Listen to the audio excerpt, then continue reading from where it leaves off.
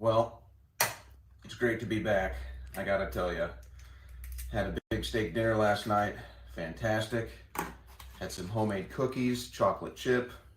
Also fantastic. Slept in my own bed. Man, was that great. And just feeling really rejuvenated here. My first day back at home. Even was able to pop in over at InfoWars and see the crew and do a segment of the War Room. Went on Alex Jones' show yesterday. A lot of moving parts. And really, I'm just hitting the ground running. Okay. Two things. First of all, I get a Brad Pitt Fight Club vibe from Owen, and I love it. Stay tuned to the end of this.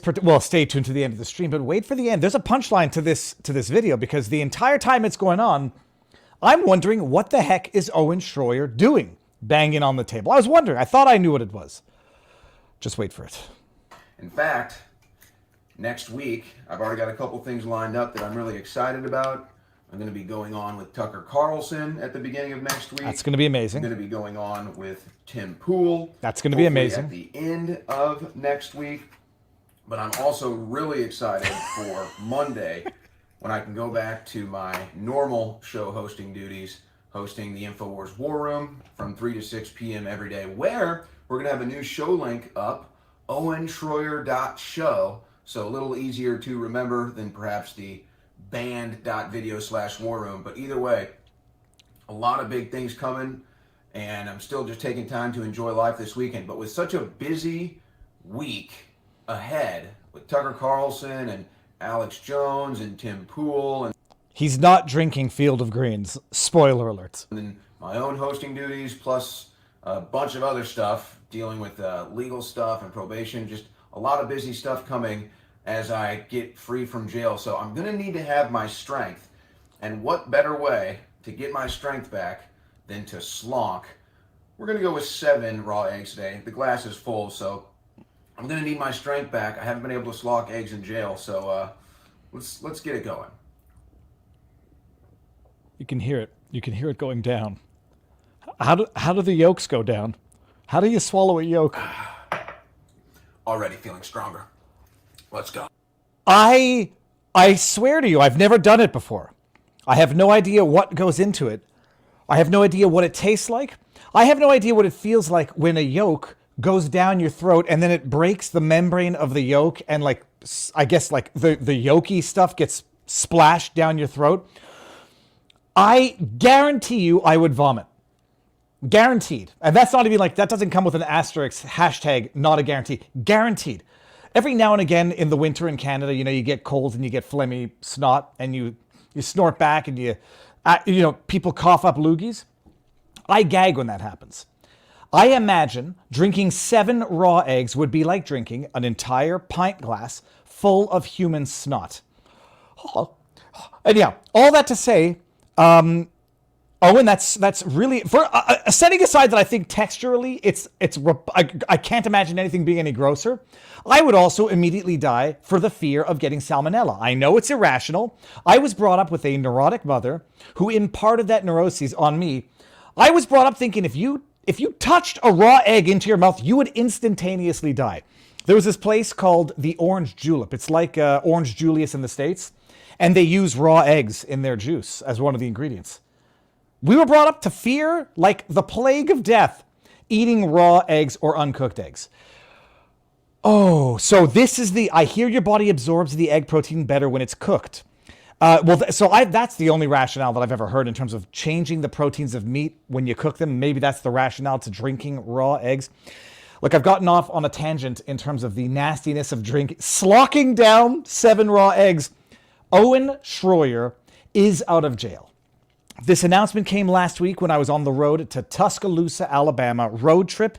We did, I don't know how my kid does this. He likes sitting in a car for 8 to 12 hours and just, staring out the window and playing on an iPhone.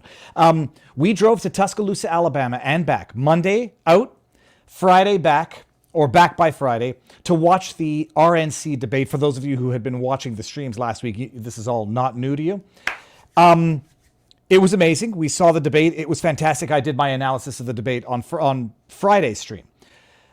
We're back now. But as we were out of town and the news broke that Owen Shroyer was getting released early, Lord knows why, a week early, don't look a gift horse in the mouth, so to speak. But then it's like, he's not out until he's out. And now he's out. Back to work, back to the grind, back to the fight, the proverbial metaphorical fight for freedom. And good for him. Good on him. If I'm projecting, I think he looks a little tired. I think he might look a little skinnier than he did when he went in. But he's a free man, sort of, with some whatever limitations, and it's fantastic that he's out. Not only is he out, by the way, the news of the day. The news of the day. Look, I don't know. Do I get to take credit for this? I've made a bunch of predictions that never come to fruition, but excluding all the predictions I get wrong, I'm batting 100%. Friday morning, as I'm driving back from Tuscaloosa, we were actually driving back from Lake City, Florida, because we stopped overnight. I listened to Alex Jones on Tucker Carlson, a fantastic interview where I learned some things that I had to talk about subsequently. I said after that interview, Elon Musk is bringing Jones back within a month, not within the month, within a month. Because that interview had everything that needed to be said publicly that would give Elon Musk the proverbial, not plausible deniability, but the excuse to bring Alex Jones back. Oh, I wasn't really fully aware of the fact that he was deplatformed, not for anything he said about Sandy Hook, not for anything he did on platform, but because of what he did. Was it Oliver Darcy, that dweeb? But for bullying Oliver Darcy, a man who's responsible for bullying countless other people, but for bullying Oliver Darcy in line at some convention, I forget where it was. That, in conjunction with Elon Musk's recent "go F yourself if you think you're going to blackmail me with money," because one of the rationales, the explanations, the justifications for not bringing Jones back was that it would create exposure and liability for Twitter. So I said within a month it's going to happen, and I was not aware that there was a poll being run by ALX. I'm not sure if it was at the same time or shortly thereafter. News of the day. Alex Jones back on Twitter, and his first engagement interaction with the Twitterverse after 5 years was retweeting an Andrew Tate tweet, which basically said, to honor Alex Jones coming back, to honor Elon Musk, tell a globalist today to go F themselves. I'll put the video up there. We are so back, or we're so back. There was a typo in it. So that's the good news. I mean, that's if anyone's looking for the preemptive white pill, that's the white pill. Whether or not the social media pressure campaign had anything, or raising awareness of Owen Shroyer being put in solitary for a week because of COVID and then for a month because of whatever, he's out early. So there's something of a white pill there, except, the white pill in tyranny is the cessation of the injury. Alex Jones is back. That is, when Elon Musk said, you think you're going to blackmail me with money? Go F yourself. That's as much of the middle finger that he can possibly give in real time. And so that's another white pill. The tide possibly is changing. There was a Twitter space today. I didn't get to listen to the whole thing. And I didn't get to listen to it, but Alex Jones was on a Twitter space with Mario Nawfal, and Jack Posobiec was on it. I forget who the others were. And it was interesting. Is Elon using Jones to help save his company? It's an interesting tactic. I mean, whether or not he's doing the right thing for the wrong reasons, opportunistic reasons, you can always impute ill intentions even to the righteous decisions. I dare say it doesn't matter. It was a little later than it should have been. It doesn't jive with Elon's prior explanation for why he's not bringing back Alex Jones. Something about politicizing children, but when Piers Morgan does it, it's A-okay, but when Alex Jones does it, no. Well, it doesn't matter. Doing the right thing for the wrong reasons, you'll never be able to definitively prove it. And doing the right thing later than you should have, you can always say, why didn't you do it yesterday? At the end of the day, it doesn't matter. What's done cannot be undone. So 2 white pills. All right, now, but before we get into the show tonight, I'm going to run a poll in Twitter. Not Twitter, what am I talking about? In YouTube, because I don't think we have the function for polls yet on Rumble. For those of you who don't know who I am, I've gotten back to the weekend car vlogs because I have a little extra time on the weekends when I'm sitting in a car waiting for the kids to go Christmas shopping at Target, because I'm not going into Target, as we say in Canada. Kids doing kickboxing, I'll sit in the car waiting and I'll make a vlog. So I did 2 vlogs this weekend. One was celebrating, commemorating, reporting on the former president of University of Pennsylvania, Liz Magill, who is no longer the president of University of Pennsylvania because she found it too difficult to categorically state that calling for genocide of any group, doesn't matter which group, is violative of a university's bullying and harassment policy. She couldn't bring herself to say it. It's an amazing thing. Too smart for her own good. It's context dependent. And I believe that the Dr. Gay from Harvard is next on the chopping block. Why it was Liz Magill who had to resign before Dr. Gay, because both their answers were equally horrid. I don't know. One can hypothesize. Maybe Liz Magill's really insidious smirk. And did anybody notice? It looked like Peter Strzok. When Peter Strzok was testifying, they had that same smirk. If someone should do a side-by-side. I said in my video from yesterday, she looked like Hillary Clinton. What difference does it make at this point? But her smirk, it's a psychopathic, arrogant, pompous, holier-than-thou, above-the-law smirk. Very much reminiscent of Peter Strzok during testimony. Someone should do a side-by-side. So I did that vlog. Today I did another vlog, which I shared the link of beforehand, about an Ohio police officer who is moving to another precinct, another office closer to home, and his chief, in whatever city it was in Ohio, is not letting him take his police canine, his service dog, not the services and disability, but the police dog, with him, to retire the dog maybe 1 to 3 years early. They've been together for 5 years. The man wants to move closer to home and wants to take the dog, retire the dog and take it with him. Take him with him. Take the dog with him. Police chief says, no, it's a tool. And there is no price that you can pay to take that tool with you, which makes even less sense. Because tools have a price, compensate for them. The guy wants to pay $10,000 for his own dog to take him. No, we're not doing that. So let's raise some awareness with that. But before I run the poll on YouTube and run over the first story before Barnes gets here, first of all, if you don't know who I am, Viva Frei, Montreal litigator turned Florida rumbler. My real name is David Freiheit. The last name is Freedom in the German. My grandfather came from Poland. It was Freiheiter at the time, freedom fighter, but I guess he fled for freedom and didn't fight for freedom, so they dropped the ER, but not for that reason. Freiheit! We start on YouTube, Rumble, and vivabarneslaw.locals.com. We end on YouTube, go over to Rumble, and when we're done with the stream, we go over to our vivabarneslaw.locals.com community, where everyone is above average, and we take questions, take tips, and have our wonderful after party. All right. You tell me. I got into a Twitter fight with Justin Hart. He's been on the channel before. I like him, and there's no but to that. I like him. But his judgment has been thoroughly compromised, I think, by his derangement against Trump or his support for DeSantis, which I think is questionable at this point in terms of sanity. Maybe I'm sensitive. Maybe I'm the jerk. I want everyone's take on this. And I'm going to run a poll. You're going to tell me, is Viva right? Is Viva wrong? But starting with the video that sparked it all, because it's a damn good video. In as much as Instagram and AI is the tool of the devil, it really allows you to add captions pretty accurately, pretty simply, without me spending 4 hours typing them myself. This is the video that I put out on Twitter and elsewhere about January 6th. It doesn't make sense by their own evidence.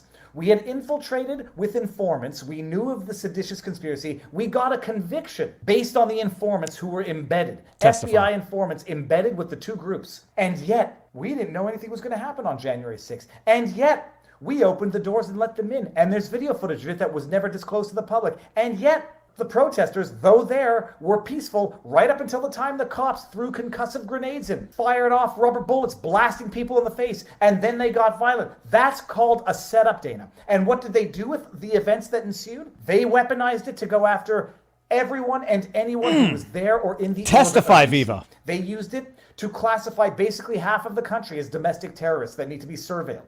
What did they do with it? They used it as a pretext to go after Donald Trump on indictments. They used it as a pretext to try to get Trump off the ballot. It was a setup, Dana Bash. It doesn't make sense by their own evidence.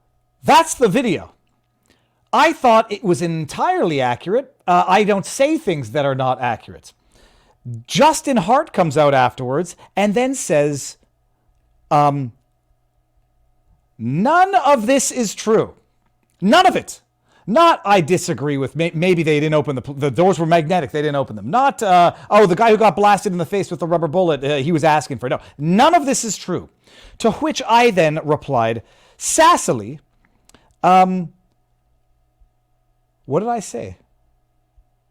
what did I say here? It was this one, I think. This is the one that got him upset. He says, why do I make it? Oh, I said, I don't understand why someone would shred their integrity over this particular issue. And then he says, why do you make it personal? And I said, you think I'm making it personal? If you come out to the world and say none of this is true, a condensed video, which I think all of it is factually true, and I provided the receipts of that memo, 21 TD 159, Google it. The evidence that was adduced during the Oath Keepers of the Proud Boys, informants embedded for weeks or months prior to the Capitol attack. All of it was true. Why do I make it? You're calling me a liar, ignorant, stupid, or dishonest to the world. I think that's personal. And that's the last we've interacted on that. And the question is this: am I right or am I wrong? We're going to run that poll in a second when I get Barnes in the house, who I see him in the back. I could have gone on for a lot longer with that, but maybe Barnes is going to have Robert, has Justin Hart lost his mind?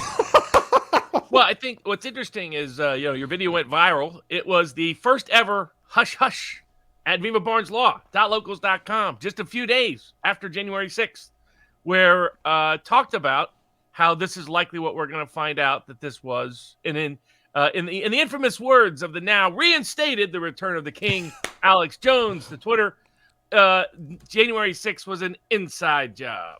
And the evidence for it was there right then at the time. And this was our number one topic voted on by the board at vivabarneslaw.locals.com, where everybody's above average, even the trolls, even the haters. In fact, I'll have a special. Amos Miller is putting together a Barnes box of some of his and my favorite products from Amos Miller's Organic Farm. And he's going to make it available at a special discount for starting off for the members of vivabarneslaw.locals.com. We'll extend it to everybody else next week, but everybody there can get it. And, of course, if you want to ask a question for us tonight, put a tip of $5 or more. That's a real cheap tip for access to a couple of famous lawyers. Going so famous that Justin Hart has to tell lies about January 6th. But because it was an inside job. It was. The evidence of it is accumulating. At this point, it is indisputable by anybody acting in good faith. But then I get neurotic. Like, okay, maybe. Was it the statement classifying half the country as domestic terrorists? Okay, that's a little hyperbolic, but they did it pretty much. Like, if that's you were what they did. I mean, not only that, I mean, it was an inside job from day one that you could know, because if you look at the telltale signs of something that's an inside job, one of the key things you look for is unusual lapses in security and unusual behavior by those involved in the security apparatus. Both of those were abundant, and frankly, it was abundant at the time. Just we didn't know the degree and the scale and the scope of it. I said that my guess is over time we would discover that January 6th was filled with informants, infiltrators, and instigators. I knew just because of the security lapse that it was an inside job, because that couldn't have happened. But you have 2,500 Capitol Police. You have over 10,000 National Guard available that Trump said should be made available at the Capitol on that day. The National Guard is called off by the D.C. mayor, and Nancy Pelosi and Mitch McConnell issue variations of stand-down orders to the Capitol Police and how they were stationed.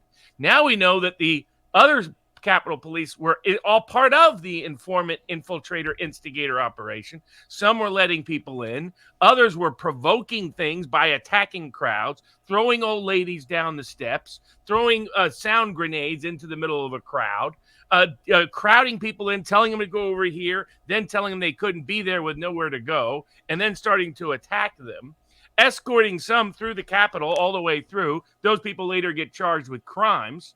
Who did nothing, who stayed right within the lines of being directed by Capitol Police. And that doesn't even get to the Ray Epps', the informant. Over at this point, according to members of Congress, according to people who've seen the data, according to people who've seen the videotapes, you had hundreds of undercover informants, infiltrators, and instigators in that crowd, trying to get the crowd to do things that were not in their interest to try to provoke a response and a reaction. You have the cover-up of the cop who shot an unarmed woman right in her chest with no legal consequence. That's just some of the examples of what took place there. They still haven't explained the fake bomber. the guy who put fake bombs at the DNC headquarters and other places. They've never gone after him. They've never put him on blast. They've never said where he's at. Why was the bomb fake? Well, I mean, this screams inside job. And if you can't see it, you're somebody like Justin Hart, who's deep into the dissent camp, who can't acknowledge anything that is favorable to Donald Trump. The problem is that people on both sides, in the sense that the Democrats are exploiting this for political purposes, as is the DeSantis camp. And that's what really, really irks me about all of it. But Robert, look, everyone... The DeSantis camp is useless, just like DeSantis. The guy's got no future. I mean, his wife, she was so busy measuring the drapes in the White House, she's starting to suffer a clear mental breakdown that she's now realizing the White House, bye-bye. The closest she's going to get is a tour if Trump lets her walk through next time when he's back in. She's out there telling Iowans to illegally vote, non-Iowans to come to Iowa and illegally participate in the Iowa caucus process. The Republican Party and a bunch of people had put out and saying, no, by the way, you legally can't do that. Only Iowa residents can participate. She's inducing massive voter fraud. No wonder the DeSantis camp doesn't think anything went wrong with the 2020 election. They're trying to engage in and elicit it right now. So these people are not credible anymore. They have no credibility. It's like neocon war Karen Nikki Haley has no credibility after that last debate, to the degree she ever had it before. But anybody who's in denial about this is one of the points Mike Cernovich has been making about the various Palestinian apologists. He's like, all right, so these people are deeply bothered by people being railroaded in a criminal case. Well, what have they said about January 6th? And you dig in, and of course, 95% of them have said nothing about January 6th. They're very hypocritical and selective, probably because you scratch. Yeah, it's like all the speech debate going on. Is it true you can be anti-Israel without being anti-Jewish or anti-Semitic? Absolutely. But is it also true that almost everybody who's anti-Israel, you scratch the surface and the Jew hatred comes pouring out? Well, yes, it is. No, and the amazing thing is, like, at the same time, people who are now saying, so there are some people out saying that that woman, Liz McGill, she shouldn't have been forced to resign because she's protecting free speech, and yet those are the all about free speech. Well, no, but those the equity. Now, I think there are issues there that we should debate, but in honor of those people, I thought I should pick a non-controversial book tonight. So this book is entitled "Christian Slaves, Muslim Masters," written about the history of the long history of people suddenly are concerned with colonization and colonialism and all this other stuff they throw at me in the Israel debate. Well, nobody's been a bigger imperialist or colonizer in religious history around the globe than the Islam religion and those who practice it and the Muslims. But it's a little good reminder for all those wokesters that that think what America did. America didn't invent slavery. America invented the end of slavery. Mm-hmm. Americans died to end slavery. That's America's history on slavery. By contrast, I don't think have they ever apologized yet out of those Islamic countries for the long, notorious history of Islam's core support, sponsorship, and promotion of massive slave trade long before the West and long after the West? I don't think so. Well, it's a good book, by the way. It's an Ohio State Italian history professor, and he just he didn't even know this history, and so he dug in. This isn't like some whack job that Norman Finkelstein will testify for that denies the Holocaust. It's not one of those kind of people. This guy's a legit historian. He doesn't have really a bone. He just say historically, there's a reason why Thomas Jefferson at the beginning of our country is talking about the Barbary pirates and the concern over the slave trade of North Africa. And that all ties into the Islamic slave trade. And it's one of those things politically that they just don't like to talk about in the wokester universities of today. Well, they clearly don't care about free speech. That doesn't mean that some people aren't going too far in wanting to obliterate the line.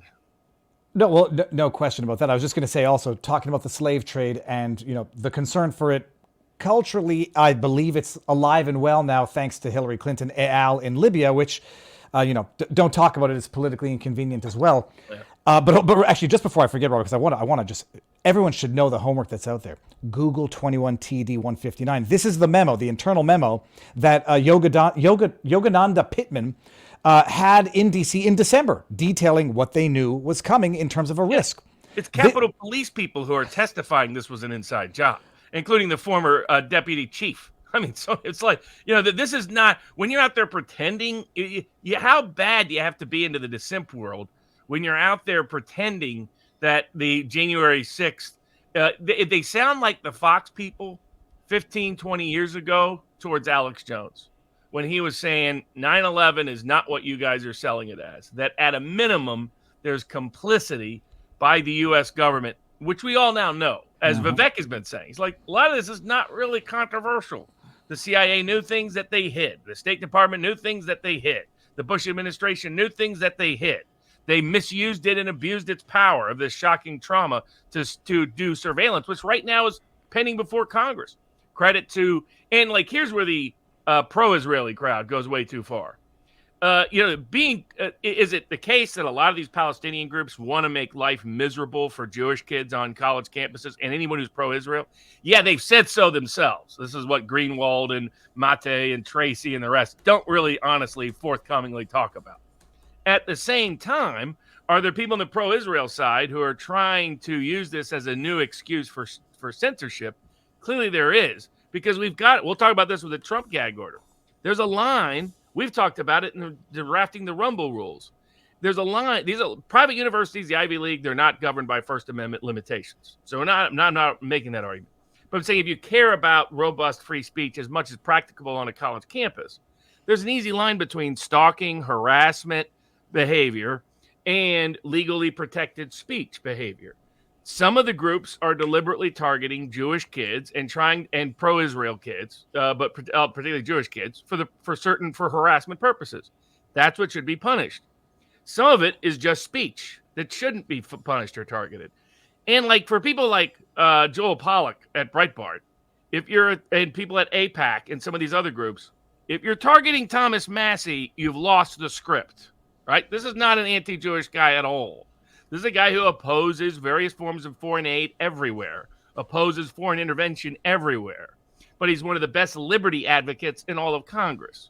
If you're attacking him, Joel Pollack, at Breitbart and elsewhere, people are going to think you're more loyal to Israel than America, and you're going to lose the script, and you're going to lose supporters, and you're going to lose sympathizers on those who do recognize that large parts of the Palestinian cause are trying to do woke Antifa-style tactics of making life miserable, and then just want to say, oh, it's just speech.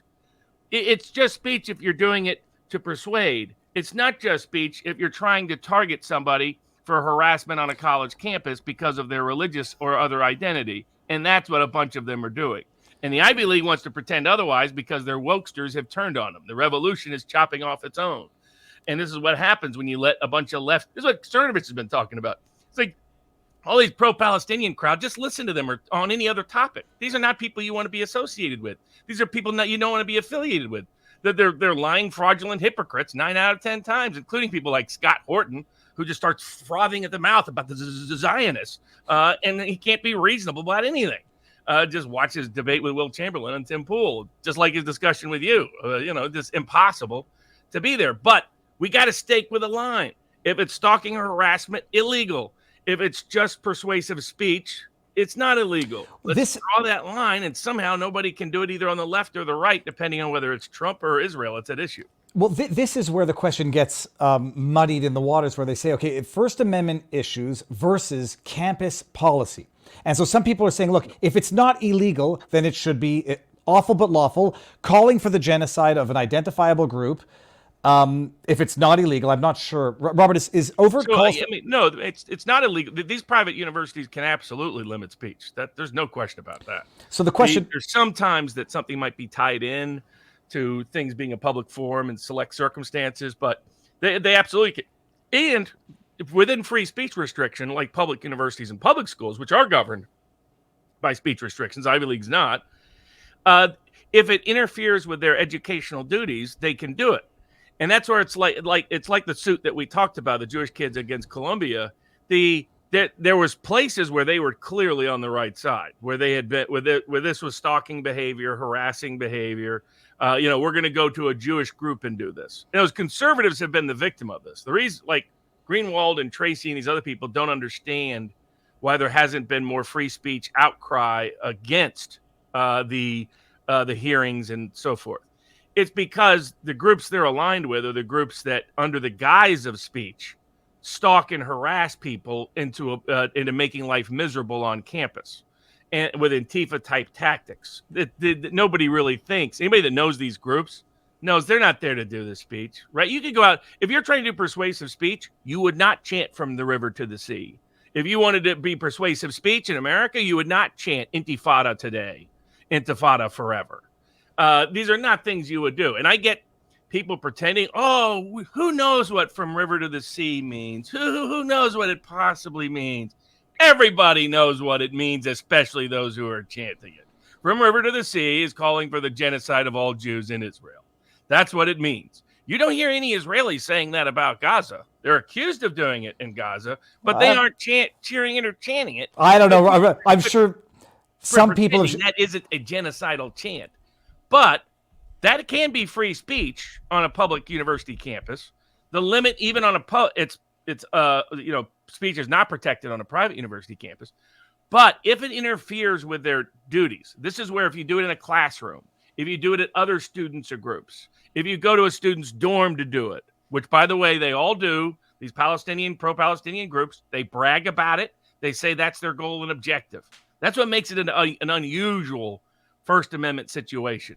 This is not just, hey, let's suppress speech because we don't like anti-Israel speech. There's some people trying to do that, trying to misuse what's happening into that. But that's not the core of the issue. The core of the issue is they target Jewish kids for harassment, stalking, and any pro-Israel, just like they've been stalking conservative kids for the last decade on these campuses, making life miserable if you hold a view they don't want you to hold. And that's very different than trying to be persuasive and going to the Yale Political Union and giving your side. That's not what they're doing 9 times out of 10. But that's also where we should all be drawing the line, whether it's private campuses or public. We should be encouraging robust debate that says you can't use this to stalk and harass. You can engage in whatever debate dialogue you want to, even horrendous and offensive dialogue and debate. And that line is being obliterated. It's being obliterated in the Trump gag order context too. So, different groups, different incentives, different motives. But there's a legitimate concern that the speech is just a thinly disguise for harassment and stalking, which has never been legal. And calling for genocide can be legal. Going up to the group to try to induce a specific individual to feel a sense of fear because you're calling for their genocide, that's not legal. That's always been a line. And many of these pro-Palestinian groups explicitly say their goal is to go past that line. It's interesting. I would have even given a more gray zone. And I know the historical meaning to from the river to the sea when people say it. Some might say that that's still an analogy, a metaphor for genocide, for lack of a better word. But where someone was, the woman, Liz McGill, answering the question. Well, if it's followed up with action, genocide, threats of genocide, and I mean overt death to this entire group, fill in the blank. It doesn't have to be Jews. It could be blacks, gays, trans. And something tells me if it were genocide against trans, she would have had a very quick answer to that. Yeah. But when someone says, I agree with you there. Now, what she was doing, the correct First Amendment interpretation, the problem all these Ivy League people have is they don't believe in the First Amendment. Every single one of them has obliterated the First Amendment on their campus. They got into their positions by doing it. That's why they have no credibility on that. And that's why they were caught in the catch-22. They didn't want to offend their big Arab donors. They didn't want to offend their woke lefties on campus. They wanted to pretend they're free speech without admitting things that show that they don't care at all about free speech because they've been obliterating it for a decade on campus, got to their positions by doing so. The free speech position would require imminent incitement. And so merely calling for genocide, I've seen some people suggest that calling for genocide is not protected. Dershowitz has acknowledged, yes, it is. He doesn't think on private campuses, at college campuses, it should be for reasons it interferes with a whole bunch of things. That's his argument. On the First Amendment issue, not on the school policy issue. Correct. He thinks that there should be a difference between that with a private, because private university is not governed by First Amendment.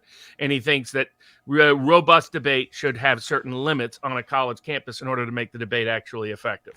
And that goes where the First Amendment cannot. What she was answering is the First Amendment does require imminent incitement.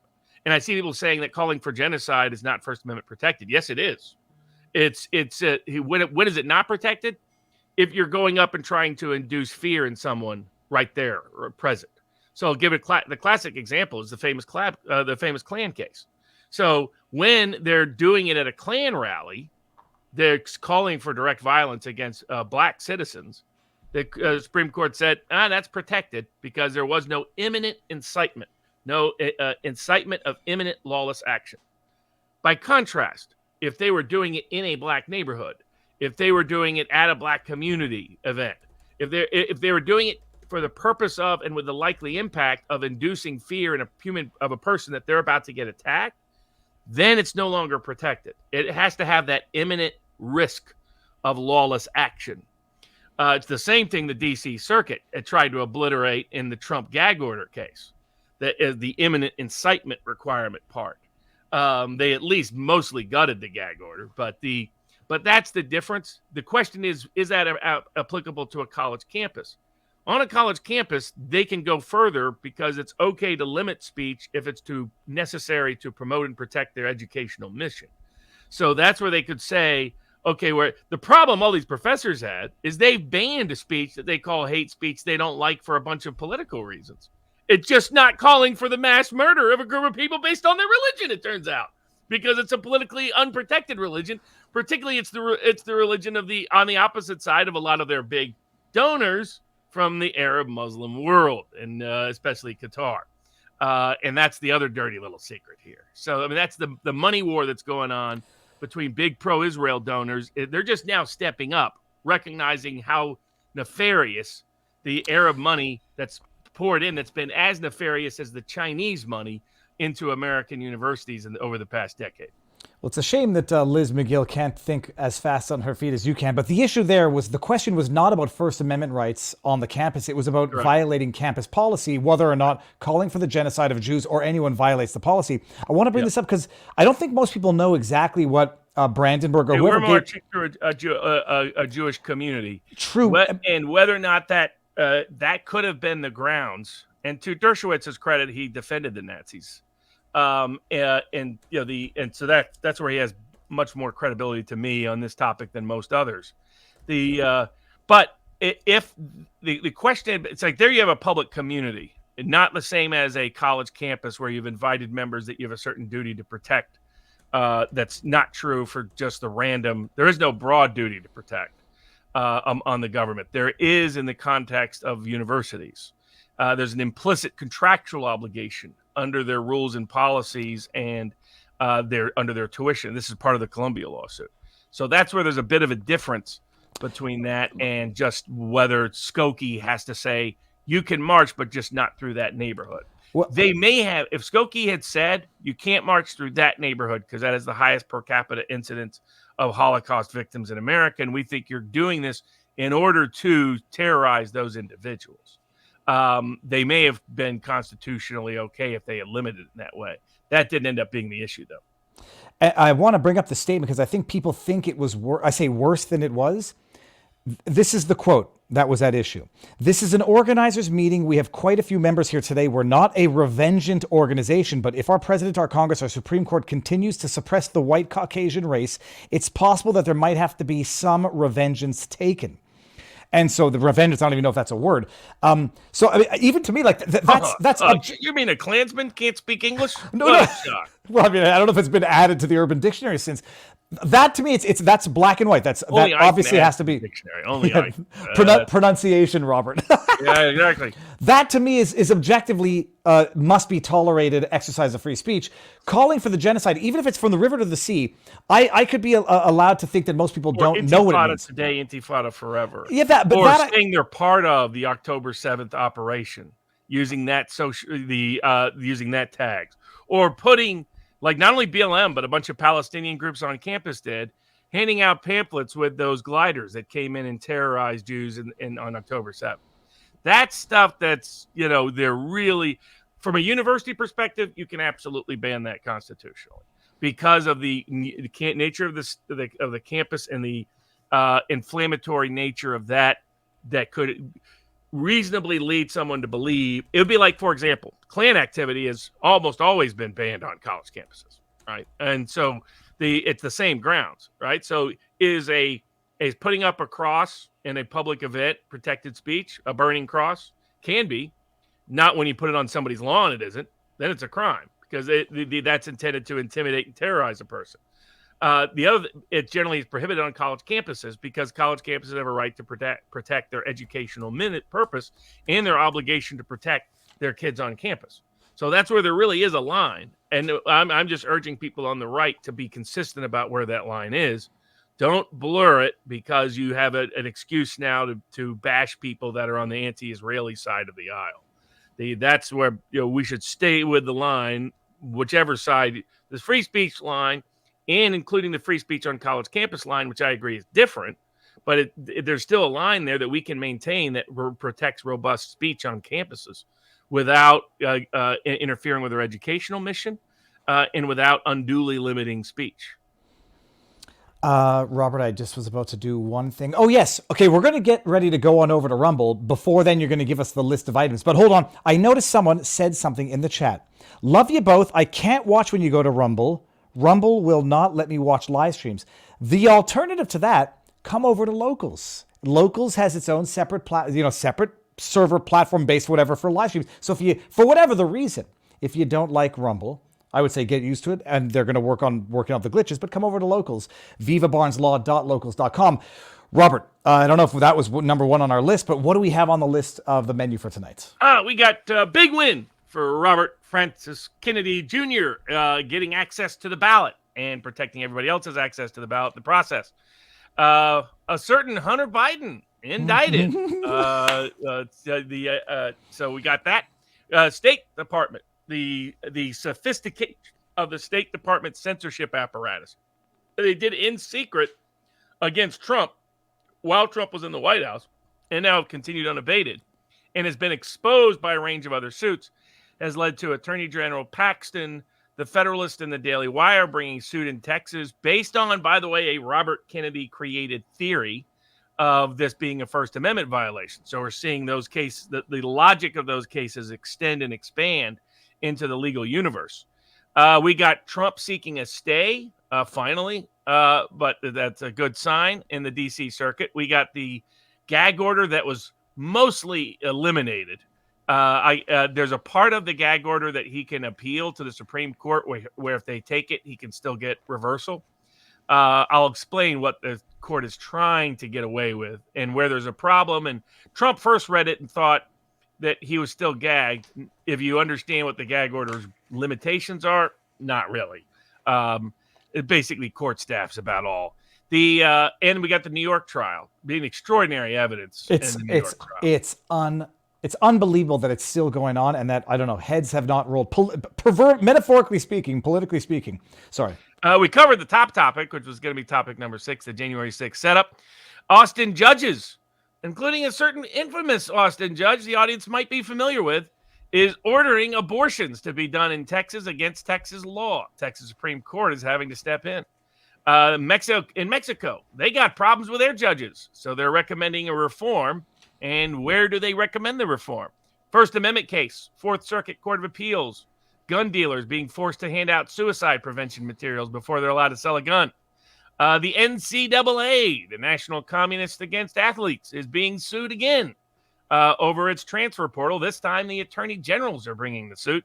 Sarah Silverman continues her battle on behalf of a wide range of copyright folks against artificial intelligence. Those cases took a major setback over the last 2 weeks. And the Screen Actors Guild, more popularly known as the Film Actors Guild with South Park. I see.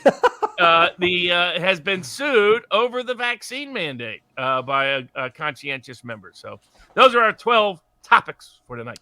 Okay, so what we're going to do now, I'll give the links out one more time before we head on over. Actually, let me do some super chats before I forget because I haven't gotten to any of them yet. Okay, I will go fast. Cheryl Gage, doing 5 pull-ups while holding your bike between your legs. Not bad for an old guy. The bike has clips on it, so the bike, I don't actually have to press it. It's just clipped into my shoes. And I did actually more. The only reason I only did 5 was because that was my third take. Lower your mic volume a bit. Well, it's well too late for that. I'm not going to touch it. Local said it was good. I'm going to leave it as is. The chemicals are turning the freaking frogs gay, says not a banned account. Sorry, the last was from Steve Britton.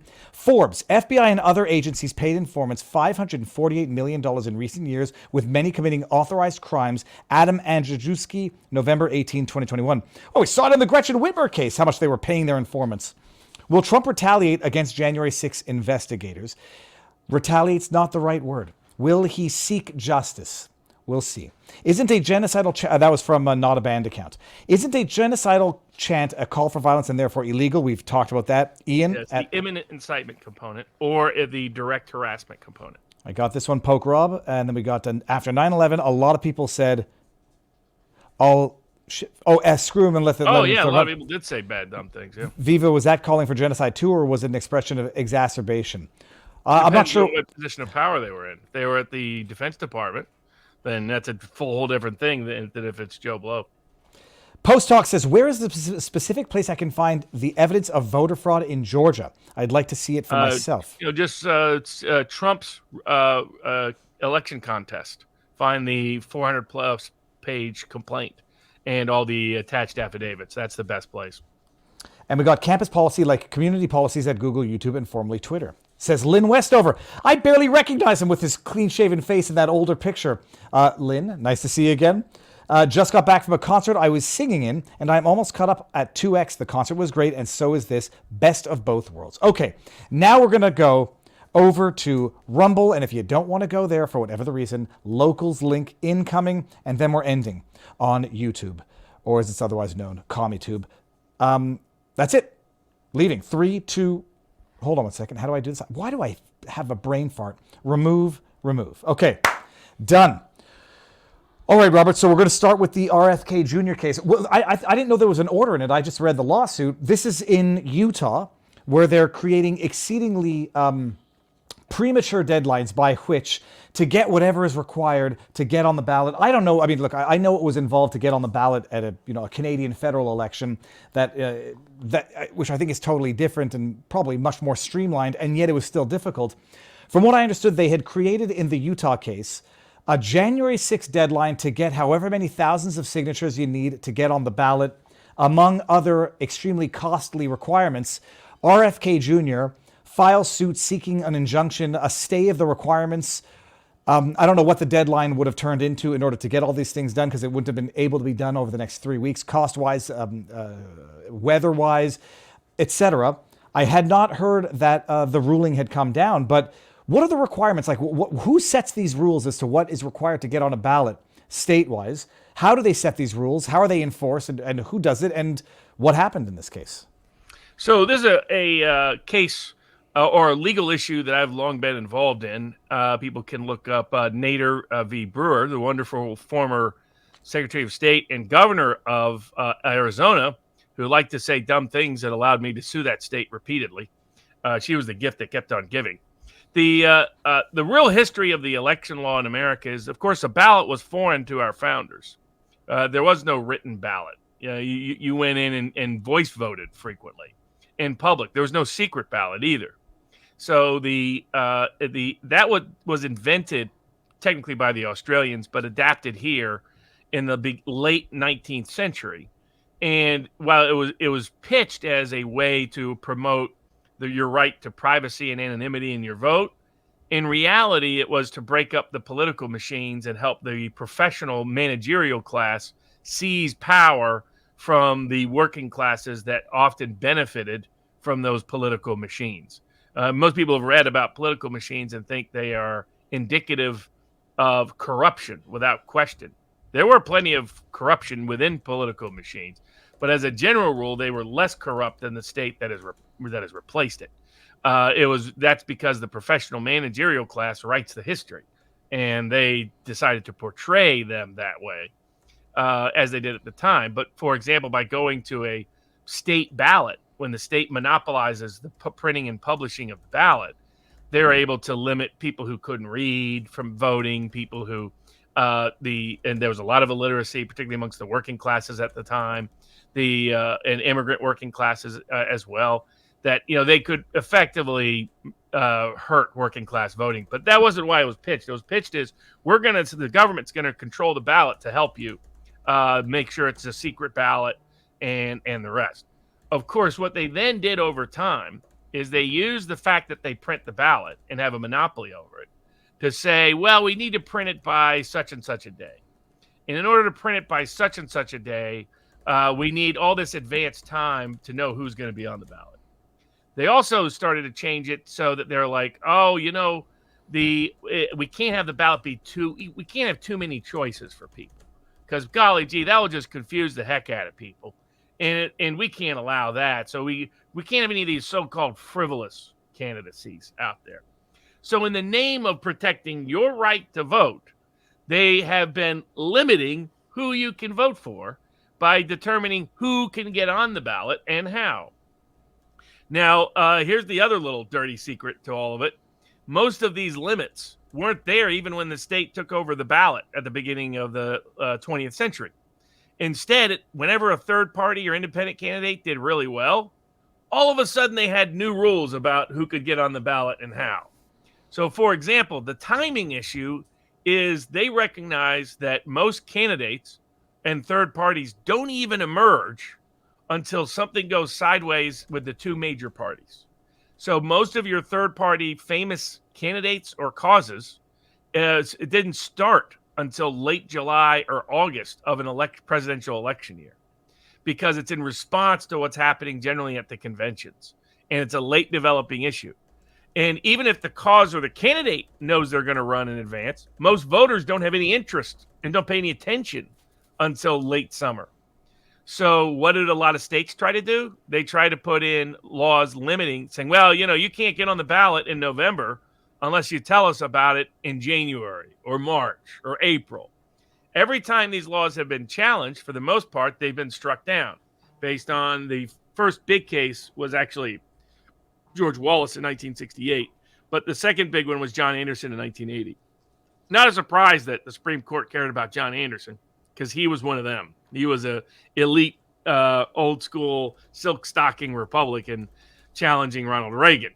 And so, they didn't have as much sympathy for George Wallace, but they did but that was a more constitutionally robust court. The 1980 court cared about John Anderson, and all the judges know that this is a game being played by the two-party system to keep their competitors off the ballot. That's what it's always been about.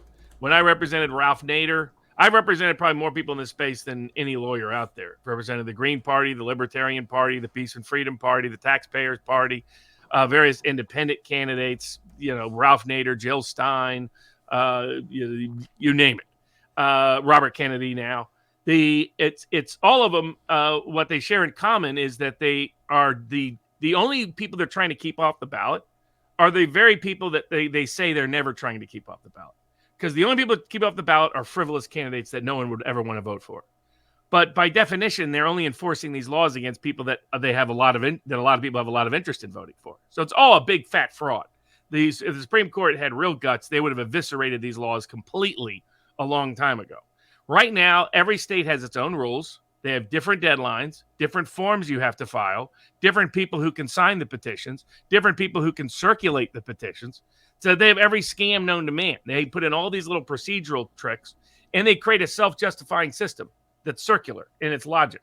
They said that because we have this system, we need these other rules to make sure this system works. So this part of the system is necessary for that part of the system, even though no part of the system is ever necessary to begin with. So like if you don't fill it out, the signatures on the right form with the right lengths, the right size, boom, all invalidated. If your signatures don't match, which by the way, they got strict enforcement of that when it comes to little fellas trying to get on the ballot. Barack Obama knows all about signatures matching or not matching, because that's how he got into the state Senate. He kicked all his opponents off the ballot because he got an election official to rule that their signatures didn't match. Not enough of them match, and he had no competition.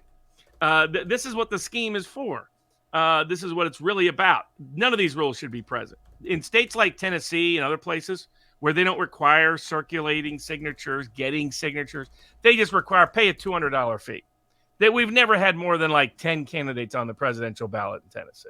So this myth that there's some big confusion out there that the ballot would be hopelessly impossible to vote, to interpret if you allowed anybody to run is a bunch of hogwash. America has fewer candidates for its presidency on a majority of ballots than Iran does, than Russia does, these countries that we hold up as totalitarian regimes. That's how bad our election laws are. So credit to Robert Kennedy for challenging him. Utah was saying you had to submit thousands of signatures by January 6th for a ballot that they're not going to print until September. I mean, it was preposterous. The Supreme Court said no state probably needs more than 75 days. That means any ballot limitation that's before August should be struck down. Now, most of the judges are partisan hacks in this environment, so they come up with every excuse. This is where I learned about mootness and standing and ripeness and that garbage for Pontius Pilate pretext to avoid their constitutional obligation. If you file suit in spring, well, it's not ripe yet, Mr. Barnes. If you file suit in summer, well, it's moot by now. And by golly, if you sue in fall, that's laches. You should be sanctioned for doing that. Even though they told you earlier you can only sue later, and when you sue later, they say you should have sued earlier. That's the game they play. But credit to Robert Kennedy, challenged it. Very well done brief. And the state of Utah knew they were going to lose, so they said, we'll give at least several more months. So we don't have to have an emergency injunction because we're not going to enforce this for several months at a minimum, which will probably get him on the ballot so he won't care and go on his way. But you're going to see him. The New York Times announced that the Democratic Party is putting together big law firm budgets just to keep Robert Kennedy off the ballot in as many states as possible. That should answer people's question about who insiders really think Kennedy's campaign impacts, by the way. It's not Republicans putting together a bunch of people, it's Democrats. Now, that doesn't mean Republicans won't help them. When I was representing Ralph Nader, Republicans and Democrats were both trying to keep Nader off the ballot because they saw an independent winning a bunch of votes as more of a threat than their political party opponent winning power. Was the duopoly falling apart? Was the uniparty getting struck down with independent third party? That terrifies them. It always has. It's the only thing that's led to any change in America, and that's why these cases are so important. But so what is concretely the agreement that entered into with the state of Utah? They say we're not going to. There has to be some sort of agreement. They've just said we're not going to enforce this. So, Judge, you don't have to hold an emergency hearing. So that's how they're trying to avoid. Their risk is attorney's fees. They don't want to pay the lawyer fees on the other side. They're not going to enforce it though. They're not agreeing to any summary judgment on a specific date. Right. The judge doesn't have to hold an emergency hearing because there's no imminent risk of him being kept off the ballot.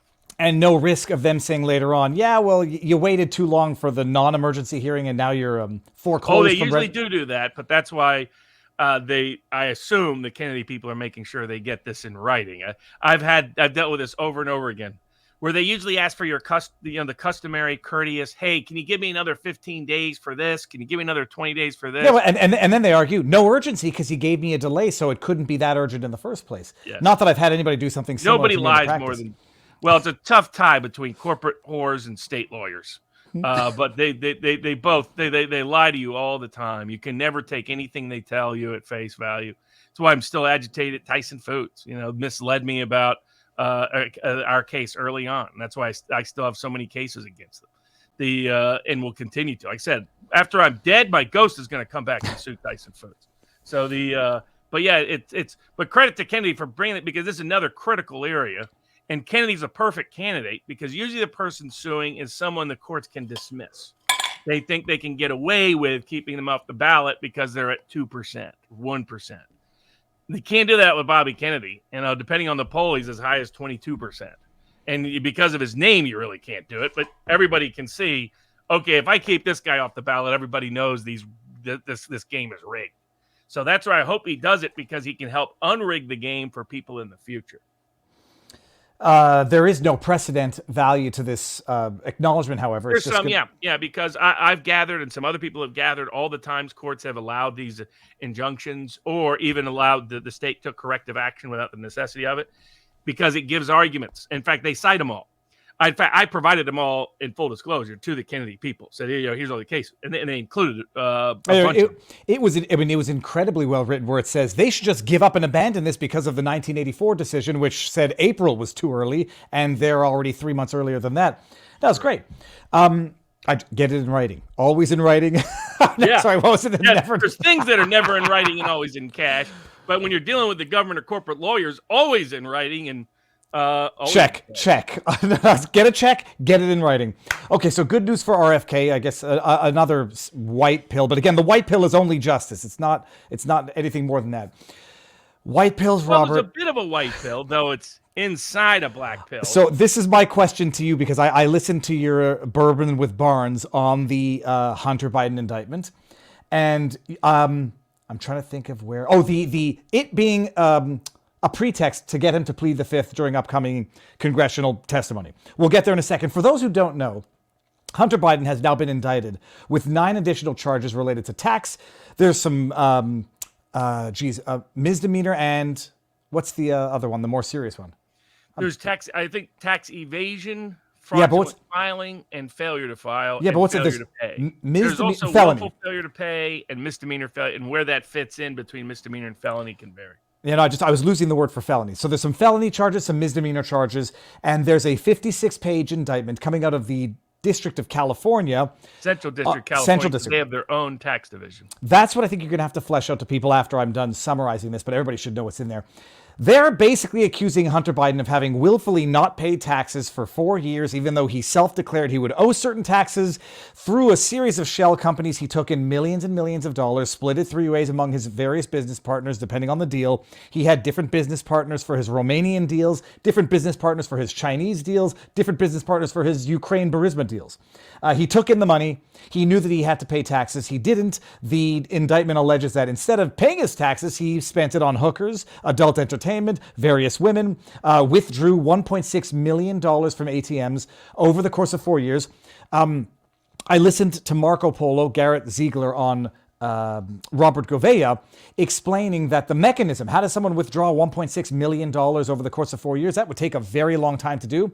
Monthly withdrawals is one way. But according to Marco Polo, what Hunter would do is he would basically give hookers and drug dealers a PIN code that would allow them to withdraw cash from the bank account to pay for the drugs and the sex. And so that's how you can quickly... And he had above average limits. Most people, that's what I was noticing throwing a lot of people off, is they're like, hey, that would take forever because it's like $500 a day or $5,000 a day. Hunter had different ATM limits than the rest of us. And he was able to provide a PIN code access to third parties to withdraw the cash for him. And so they had whatever, $600,000, I think, on women. I might be getting the numbers mixed up. That's what they were able to trace. The 1.8 million would get, subdivided down into the various categories. If they knew where the cash went, they'll never know where it went. Although I guess they could figure out who took out the money. So hookers, drug dealers could be provided a PIN code and withdraw cash from the ATM without Hunter being present. So that's how you get to 1.6 million. Okay.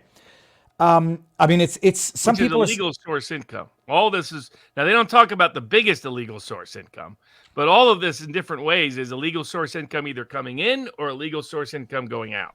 And apparently, also according to Garrett Ziegler, and I'm not doing this to throw him under the bus. It's not my information.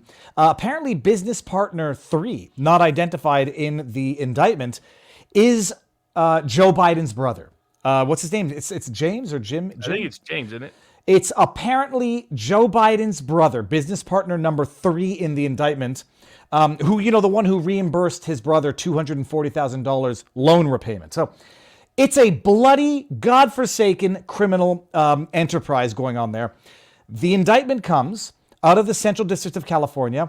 This is a federal court, Robert, because it's tax, right? So yes. So how does the federal court do this, effectively usurping or bypassing the fact that the DOJ wasn't doing it? That's what I don't understand. Oh, I mean, it is the Justice Department. So it's the Justice Department Special Counsel David Weiss assigned to it, working with the tax division of the Central District of California. Okay, now knowing that it is controlled by the same people, David Weiss was the one trying to get him in on the sweetheart deal and give him immunity, non-prosecution, waiting too long to go after certain charges that then lapsed because of statute of limitations. Knowing that it's those players, why do it? Yeah, agreed. I mean, I think that's where the issue that is present is the why and the timing. So part of this is because of all the IRS whistleblowers, that this put the IRS in a bad position because the whistleblowers exposed the degree to which they gave preferential treatment to Hunter Biden. And I think that definitely put people over at the tax division in a position where they really wanted to be able to clear their own reputation by bringing the case. Then you have Weiss trying to protect his reputation. And I still think it's a controlled case. And I'm not the only one. Professor Jonathan Turley, has said the same thing. He has said that what's extraordinary is that what stands out about the entire case is that it's really an illegal source income case. It's an income. It's about him receiving money for things that look like thinly disguised bribery to bribe his father. And that this was a Biden family corrupt operation to monetize Uncle Joe at Uncle Joe's own insistence and urging. This wasn't something Hunter came up with on his own. This was something that Uncle Joe demanded because the big guy needs his cut in between beating his dogs. And I guess walking around naked, according to what Alex Jones told us. That I can forgive Joe Biden for. The beating of the alleged beating of the dogs is different animal, literally. But that's really what the case is truly about, and it tries to hide that throughout the entire indictment. It tries to disguise why did he have to engage in mass scale tax evasion? Because it's an illegal source income that he would have to be reporting. That's why. Why is he not filing returns during these key years? To protect his father's political career and to get president so they can really cash in. That's what the whole backstory is. Like, why didn't he just file the returns? Why didn't he just pay the tax? Because if he did so fully and honestly and forthcomingly, it would disclose their involvement in the Biden crime family of monetizing access to Joe Biden, both while he was vice president and in anticipation of him becoming president, and based on classified documents that he took that he didn't have the authority to have, that he could sell access to, the information to, while he was out of office. And this is a guy that leaves the vice presidency, and all of a sudden he's got Delaware beach houses and 11 million or whatever it was, crazy amounts of income suddenly pouring in. It's like, based on what? So this was about, and then of course the sophistication of involving art. What's different is a lot of money laundering in art. It's just, you usually don't pretend to be the artist yourself, like Hunter Biden. You find some other artist, you pretend this artwork is really valuable, and you launder money that way. There's movies made about it. It's one of the favorite methods of money laundering in the world. Also, by the way, if you want to have secure assets, not a bad thing to do either under certain circumstances. Watches and jewels are a little bit easier to transport, but art can be an easy way to. Art's hard to seize, right? Unless they actually have physical access to it, the government. Hard to get. If you store it, secure it the right way, it can be worth a lot of money. But so that's the timing interests me because it's on the eve of Hunter having to testify. Now, obviously, it'll be even easier for him to just take the fifth and not testify at all before Congress. Because he's got this tax indictment. And they needed Hunter to flip in order to be able to really successfully impeach Joe Biden in the court of public opinion. They can impeach him in the House, but to impeach him in the court of public opinion, which is their ultimate objective because they know they're not going to get a conviction out of the Senate, they needed someone like Hunter Biden to flip. Hunter Biden's not going to flip when he's facing, from his own father's Justice Department, 5 to 10 years. By the way, that's the average sentencing risk. Sentencing risk here, he would get at least 5 years typically, up to 10 without much difficulty. And if they throw in illegal source income, which is what this really is. And the other thing that's covered up here is how many laws is he violating? He basically violated a law every state he went. So there's state law. Interesting, California hasn't indicted him yet, because California could have also indicted on the same basis. The IRS, the Justice Department did, because of ties to California income sources and expenditures. But everybody could have been indicting for his involvement in human trafficking, his involvement in. There's evidence that he knew that's what it was on his laptop. The evidence, the scale of the evidence, and now we look back. That laptop was an extraordinary revelation, and the suppression of it by the mainstream media at the insistence of the CIA, by people still being paid by the CIA, which is now being publicly disclosed, is really the most remarkable election interference that took place in 2020. Well, in the history of America, possibly, Robert. I'm pulling out Marco Polo's report on the laptop. He sent me a box to give out to select people when I go to events. sorry, the Marco Polo was suggesting that it looks like the California tax authorities were basically following his itemized breakdown of the finances of what Hunter spent his money on, and incorporated it into the indictment. The question that I had was this: are they? So I said, it didn't look like they were playing nice with Hunter because they didn't have to make certain allegations that they did make, unless maybe I don't know. When you're alleging tax fraud or tax evasion, do you have to allege what they spent the money on and not taxes? For willful failure to pay, you do. Because there's different. Failure to pay is real risky, in my view, constitutionally. So we don't have debtors' prisons in America, and we don't have protesters' prisons in America. Now, right now, we have people who are in prison for both, but we're not supposed to constitutionally. And tax runs right up against that. And that's why there's a robust willfulness defense, robust good faith defense. But for example, if all you do is you owe a tax and didn't pay, that cannot be a crime. Otherwise, we have debtors' prisons again, right? Hey, you owe a debt, the debt's to the government, you didn't pay, you go to prison. That's why it requires a unique kind of criminal willfulness. You've got to show they had the means to pay, deliberately chose not to pay, and used evasive methods and mechanisms to prevent you, the government, from collecting the tax. That's why dealing in cash so extensively, that's why what he was spending it on can have material relevance. See, I think the other reason here is this is the Biden Justice Department. Here's my alternative theory. Like a hush-hush version. I think the Biden Justice Department actually fears Hunter Biden testifying against his father. I think they are effectively blackmailing the president's son into keeping his mouth shut. Keep your mouth shut, and you don't go to prison, federal prison, for 5 to 10 years. They thought they had that deal done previously, and then it got blown up by public exposure.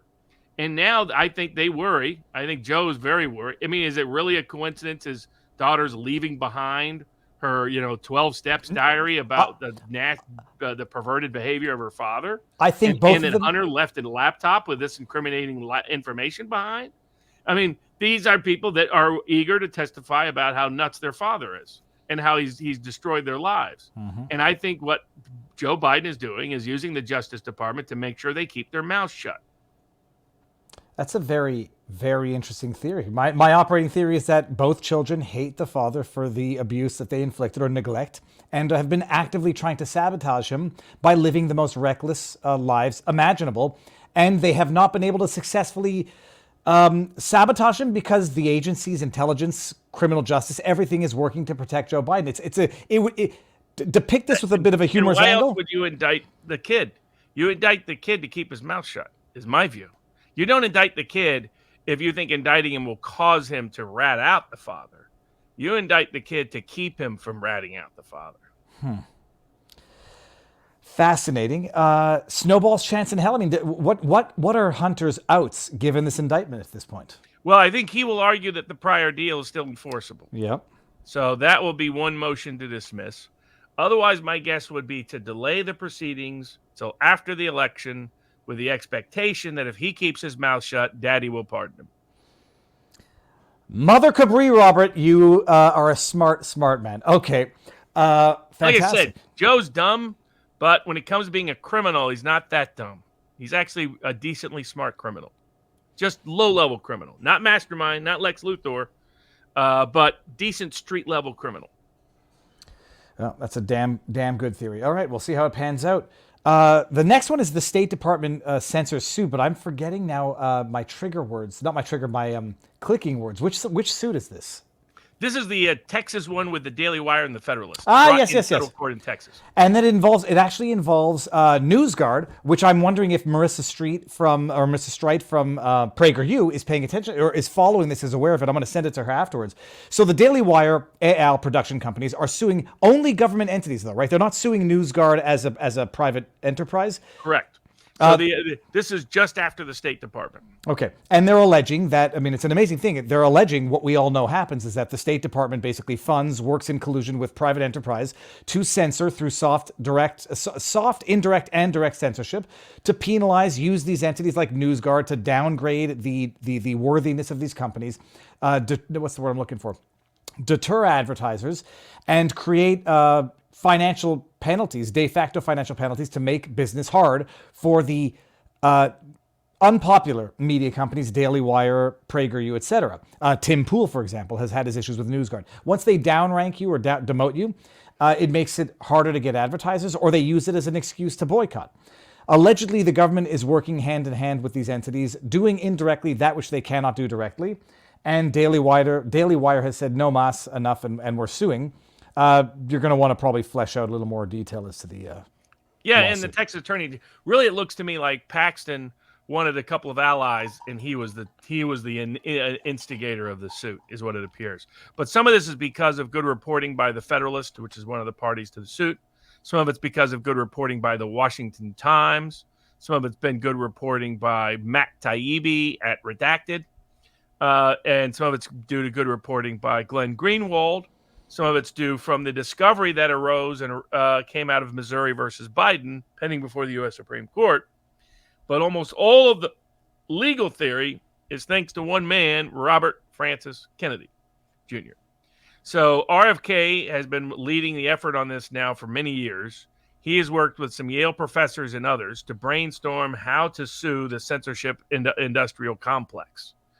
And he had the idea from the Yale professor that I've talked to and worked with on a range of helping develop some of these parallel cases that now Paxton, to his great credit, is borrowing and utilizing and bringing suit himself as the attorney general because of a certain weight, is there's three areas where the state is complicit in this censorship campaign. There's joint activity, and there's previously been Supreme Court cases, Blum and Sparks and others, that have said, so if you're substantially intertwined, substantially encouraging, or jointly conspiring or participating to such a degree that it's almost indistinguishable what's a private actor and what's a state actor, then the state's on the hook for even the actions of a so-called private company. Mm-hmm. And here, that's exact what people didn't know until a lot of this information came out, and Paxton developing it as well in the lawsuit, is the degree to which the State Department, much of it in secret, outside of their authority by congressional statute or delegation. A lot of it started in the Trump administration, working against Trump in secret. His own State Department was secretly working against him, Mike Pompeo, in extensive detail, creating, basically operating like the CIA does, the deep state does. This is a deep state. This tells you that it was the deep state plan because it operated like a deep state plan. In other words, you get sort of black bag sources of money that have very little audit trails. You then set up a bunch of bogus private front groups that purport to be doing the activity, and it's all being funded and placed by State Department or government employees or government funds. It is mutatis mutandis identical to what we saw in the Twitter files, where you have government agencies working with the EIP, the Election Integrity Partnership, where they're basically saying, here's the funds, you go out and find us what we want so that we can then say,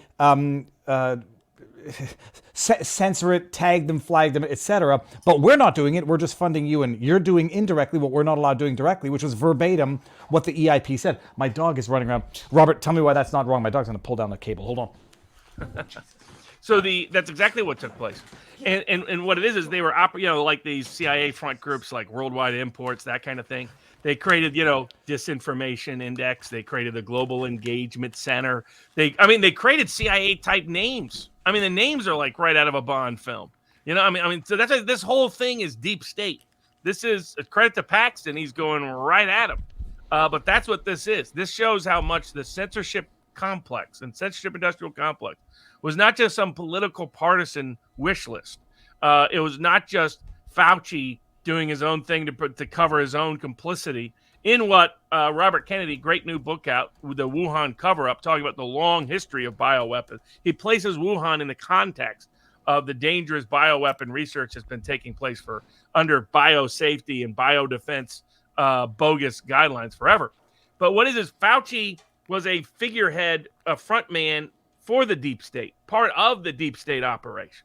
This deep institutional influence of corrupt actors whose goal is to manipulate public policy for their own self-enrichment or empowerment of their own ideology, whether it's a George Soros or a Bill Gates.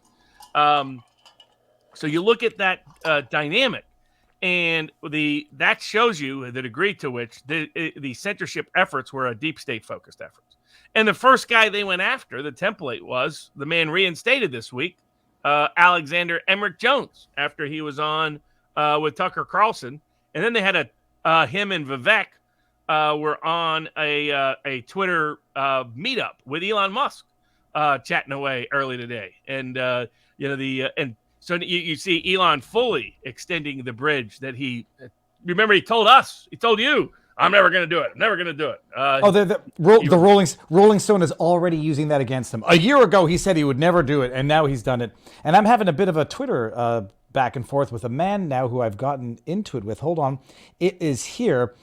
On it. Ryan Sheed, he's back. Elon Musk went through reinstating with Alex Jones to Twitter. Sandy Hook captains, parents lost their kids. Alex Jones attacked them daily. That's factually incorrect. His followers harassed the parents.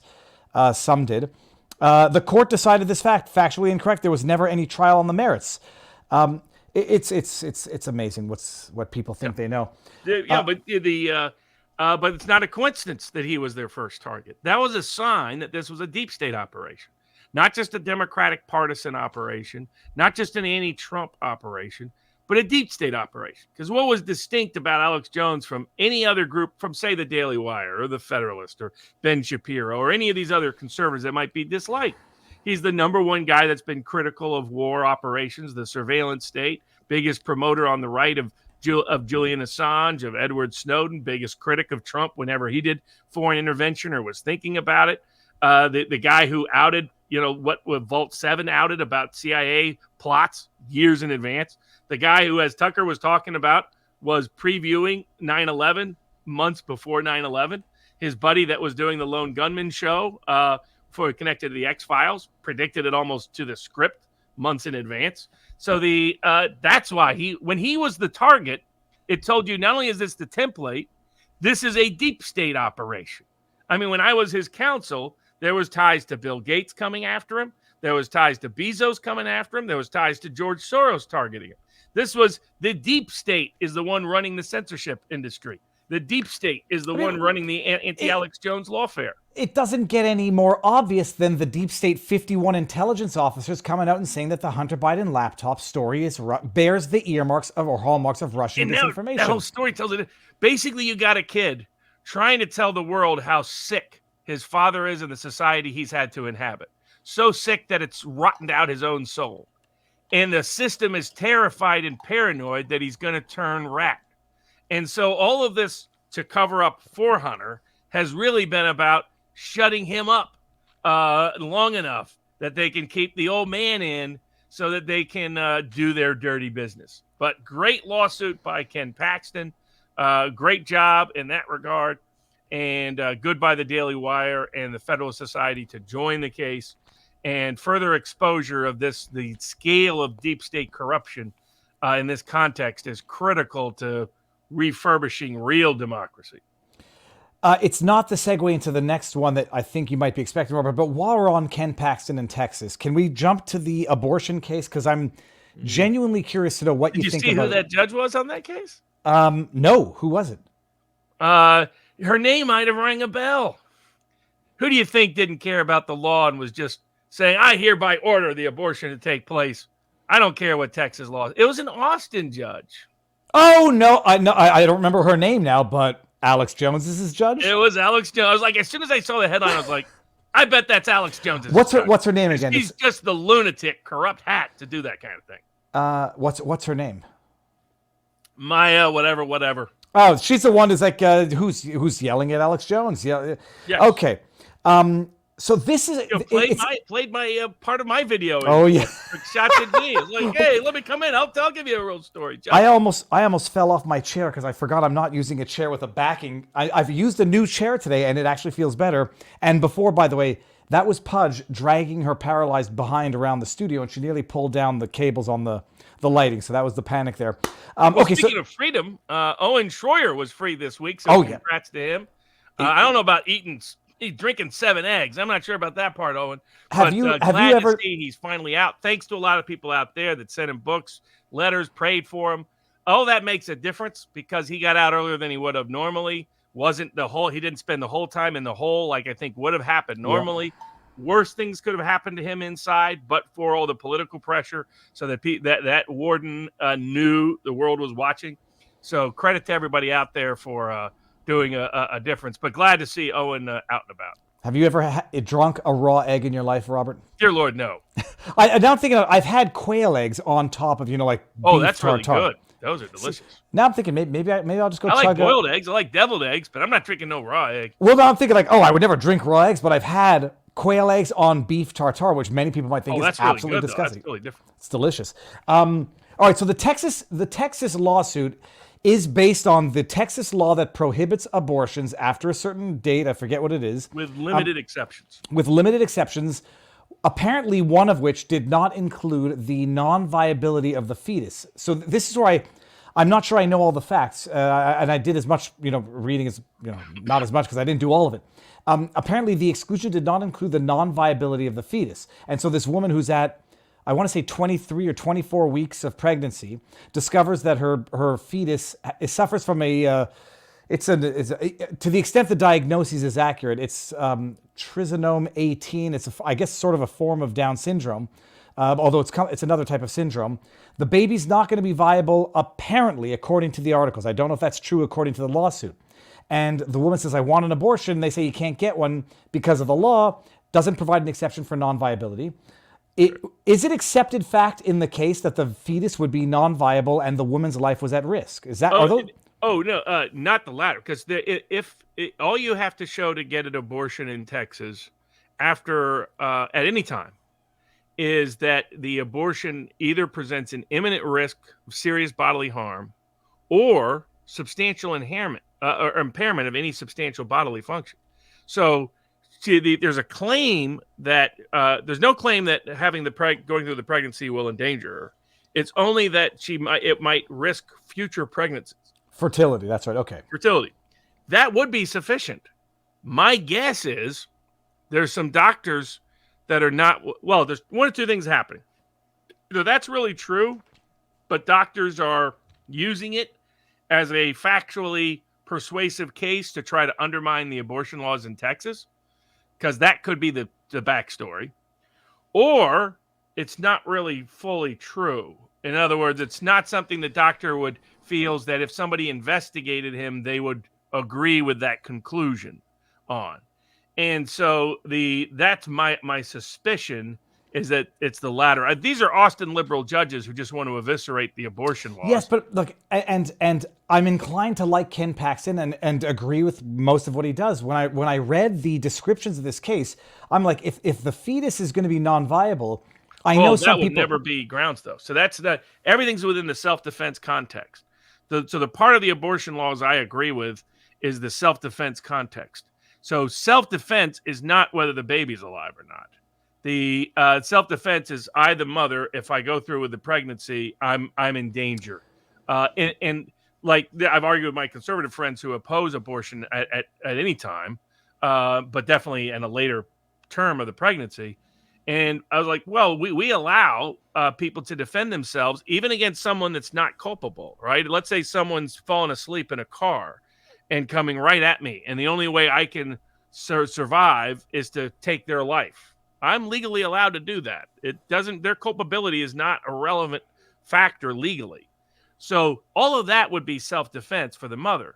But to the degree, like if they're wrong about the part about her substantial bodily impairment of future fertility, unless she goes through with the abortion, let's assume for the moment that, because if that part's right, then she has a legal claim under Texas law as it exists. And I think constitutionally under self-defense principles. But if that's not the case, if the only risk is to the baby, you can't kill the baby in the name of protecting the baby. That's not self-defense legally. And so I have suspicions on some of this. My concern is that some of this is people don't want to have a kid with Down syndrome or have other mental limitations. I mean, there's a long, unfortunate history of people being aborted because of being the wrong color, being the wrong gender, or having a mental condition that they don't like. I don't like a lot of this testing they do in the pregnancy stage to tell you whether they're going to have this medical, unless it's done in some way you can treat the person. This is designed to create eugenics, in my view. And there's a little undercurrent there that felt a little, I was like, it wouldn't shock me if a full investigation would reveal eugenics at root, at least in some people who are part of this. Maybe not the mother. Maybe it's the people bringing the suit. Maybe it's the people funding the suit. Maybe it's the people connected to the doctor. But that part concerned me. If they start saying the mental condition of the fetus allows you to kill the fetus, that's eugenics. That's all that is. But I say, like, I'm more open to the idea of the viability of the fetus and viability and, identifiable clear forms of some form of crippling, debilitating condition that I know people would disagree with it, and I understand that they would disagree with me for saying I can contemplate that as being an exception I would allow for in the law. So in this case, when I hear, how do you do that without then that line getting real? Well, because I mean, it's the same argument about circumcision versus female genital mutilation. One permanently alters the functioning of something. The other one is cosmetic to some extent, or it gives, cosmetic. It doesn't alter the functioning of an organ. So, viability. If we say it's okay to take a life because that life is not going to be a happy life, not a happy life. I think that's got to be a hard line where we say no, never. Well, the happy life wouldn't be the way I would describe it if I were going to draft legislation for it, but say permanent, irreversible deformations or crippling deformations. But then wouldn't that justify various forms of eugenics? It would change the condition for eugenics of substantial deformity, but it would still be a form of eugenics. I get the sympathy. People don't want someone brought into life that can't have a happy life, that's going to be miserable, that's going to be paying for themselves and everybody around them. But I have never found a limit that doesn't open the door to eugenics. I mean, that's the argument. But then it's like you go through the hypotheticals. If you know day one the baby's going to be born and die because its heart's on the outside of its body, would you allow that? I mean, those are like, you go from the black and white, and then you have to legislate or argue the differences. Anyway, so it was just as a matter of fact where they said the fetus was not going to be viable. And I'm like, okay, well then, I don't know. To me, that seems like a reasonable decision, or it seems like a reasonable court order. It's just not within the Texas public policy permission. And then it would be a question of, if you don't like the policy, then you go to another state. Then the question would be, could this person have gone to California, for example, and gotten it done in a heartbeat? Well, and that's why all these cases I'm suspect of, all these abortion-related cases over the last 2 years, because usually there's a very easy, practical solution for the person. Mm-hmm. And it's like, I think this is a political case, and they're bringing it to make a political example. They're not really doing it because they really need the procedure, because if they did, they would just get it done. Mm-hmm. So that's my... Especially when time is of the essence and they take time to go to court for an injunction as opposed to a 6-hour drive. I don't know how long it is from Texas to California. Right. Okay, Robert, before we get into the next subject, I realize I haven't done any of the Rumble rants, and we've got a new follower, it looks like, or a member of the community. Francis Montgomery. I knew a Montgomery back in Quebec. Can you guys make a video about the Reedy Creek Disney audit here in Florida? It's really interesting. Screen grabbed. Aunt Debbie is now a monthly supporter. Aunt Debbie, welcome to our above average community. Matt Reese, since, as most Islamic scholars agree, there has never been a land of Palestine, do Palestinians actually exist? Wouldn't the inhabitants of Gaza be more accurately referred to as Gazans? I think most people with a knowledge of history would agree with that. Viva, this is from T1990 or T1990. Viva, I've got a movie recommendation for you to take your family to. The Boy and the Heron. Dude, you have no idea why that is so prescient. My father-in-law, his spirit animal was a heron. Okay, and my kid, whenever he sees a heron, he says, "Hey, Grandpa D," and it's weird and it's beautiful. Nike7 says, Viva, February 2024 is approaching. Have you or others considered the great value of a documentary about the trucker protest? I think it would inspire Canadians and others. The timing would be amazing. There are various projects in the making for that. and I might be participating as a not as a participant in one of them. So stay tuned. Pinochet's helicopter tours. Why is there no FARA charges against Biden? Obama and others are just as guilty. Robert, a good question. In the intro paragraph, they referred to Hunter Biden as a lobbyist, which I thought was weird, as did Dan Bongino, and it was his idea. I can't steal it. Are they opening the door for FARA violations? Are they saying, hey, Hunter, you better shut your face, or we'll come after you for FARA violations? No, I don't think so, because the problem with all of that is they're trying to stay away from locking him into inculpating his father. Good point. And the family. Okay. So they're trying to lock him in, give him an incentive to not testify against his father and to be dependent on his father to avoid jail, and without doing something that would require him to out his father in the trial itself. Deb's Wish says statute limitations has been used as a reason Hunter can't be charged with additional tax evasion. Can those in authority be charged with obstruction of justice? Can Hunter then get additional charges? No, I think no. No. That was from Deb's Wish. B. Shoper says, Viva, great numbers tonight. Love authentic creators like you and Robert sharing truth. No love from Alex on Spaces for Rumble and Crowder, who have been the tip of the spear for him. What the fuck thoughts? I didn't hear it. Look, when you have 50,000 things going on in your day and you forget to mention something, don't take it personally. Part of life is not taking things personally because there's a lot of innocuous, natural explanations for forgetting things. People are forgetful. So unless it was an outright Rumble sucks, Twitter's the best, leave. No, I would say give him the benefit of the doubt. And he's been very publicly, he's helped Crowder a great deal and supported Rumble consistently. So yeah, am I going to get offended? He didn't mention me? Hells no. All right, hold on. We got two more here. Last minute, Leon, can you please interview Hillel Neuer, a Canadian human rights lawyer? Why do I know him? I'm going to look that name up. Canadian human rights lawyer and executive director of UN Watch. He is famous. Where are your Jews speech at the UN? And then we got Grandpa's Place, 6-hour drive from Austin West, and you're still in Texas, LOL. I know that, incidentally, because when I was there with my kid for Alex Jones's trial back a year and a half ago, my kid says, hey, I want to do a Breaking Bad tour in Albuquerque. I was like, okay, let's do it. It's the next state over. 8.5 hours to cross the border just to get from Austin to New Mexico, Roswell. We spent the night in Roswell, did the next day all around Breaking Bad, went to house after house, and then drove back. Not as long as the drive from Florida to Tuscaloosa, Alabama, which was a beautiful drive. All right, Robert, what's next on the menu? Let me see here. We got Trump. Oh, Trump. Okay, well, I can do the New York trial, and you can do the stay, because I don't know what's happening with the stay. The New York trial, my good God, they had his expert come out and say, yeah, shame on all of you for bringing this prosecution. It goes back to the fight that I'm having with this guy on Twitter, Ryan Sheed, where people are like, well, he's found guilty, so he must be wrong. And they don't understand in the fraud trial, in Alex Jones's defamation trial, it was a default verdict that based on alleged discovery violations. They bypassed evidentiary obligations. They bypassed statute of limitations issues. They bypassed all complex, thorny questions of law. Default verdict.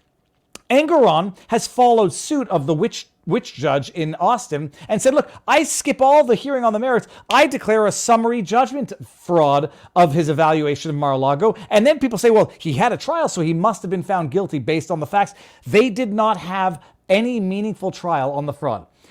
They declare fraud, Engoron, nipple judge Engoron and his girlfriend Allison Greenfield.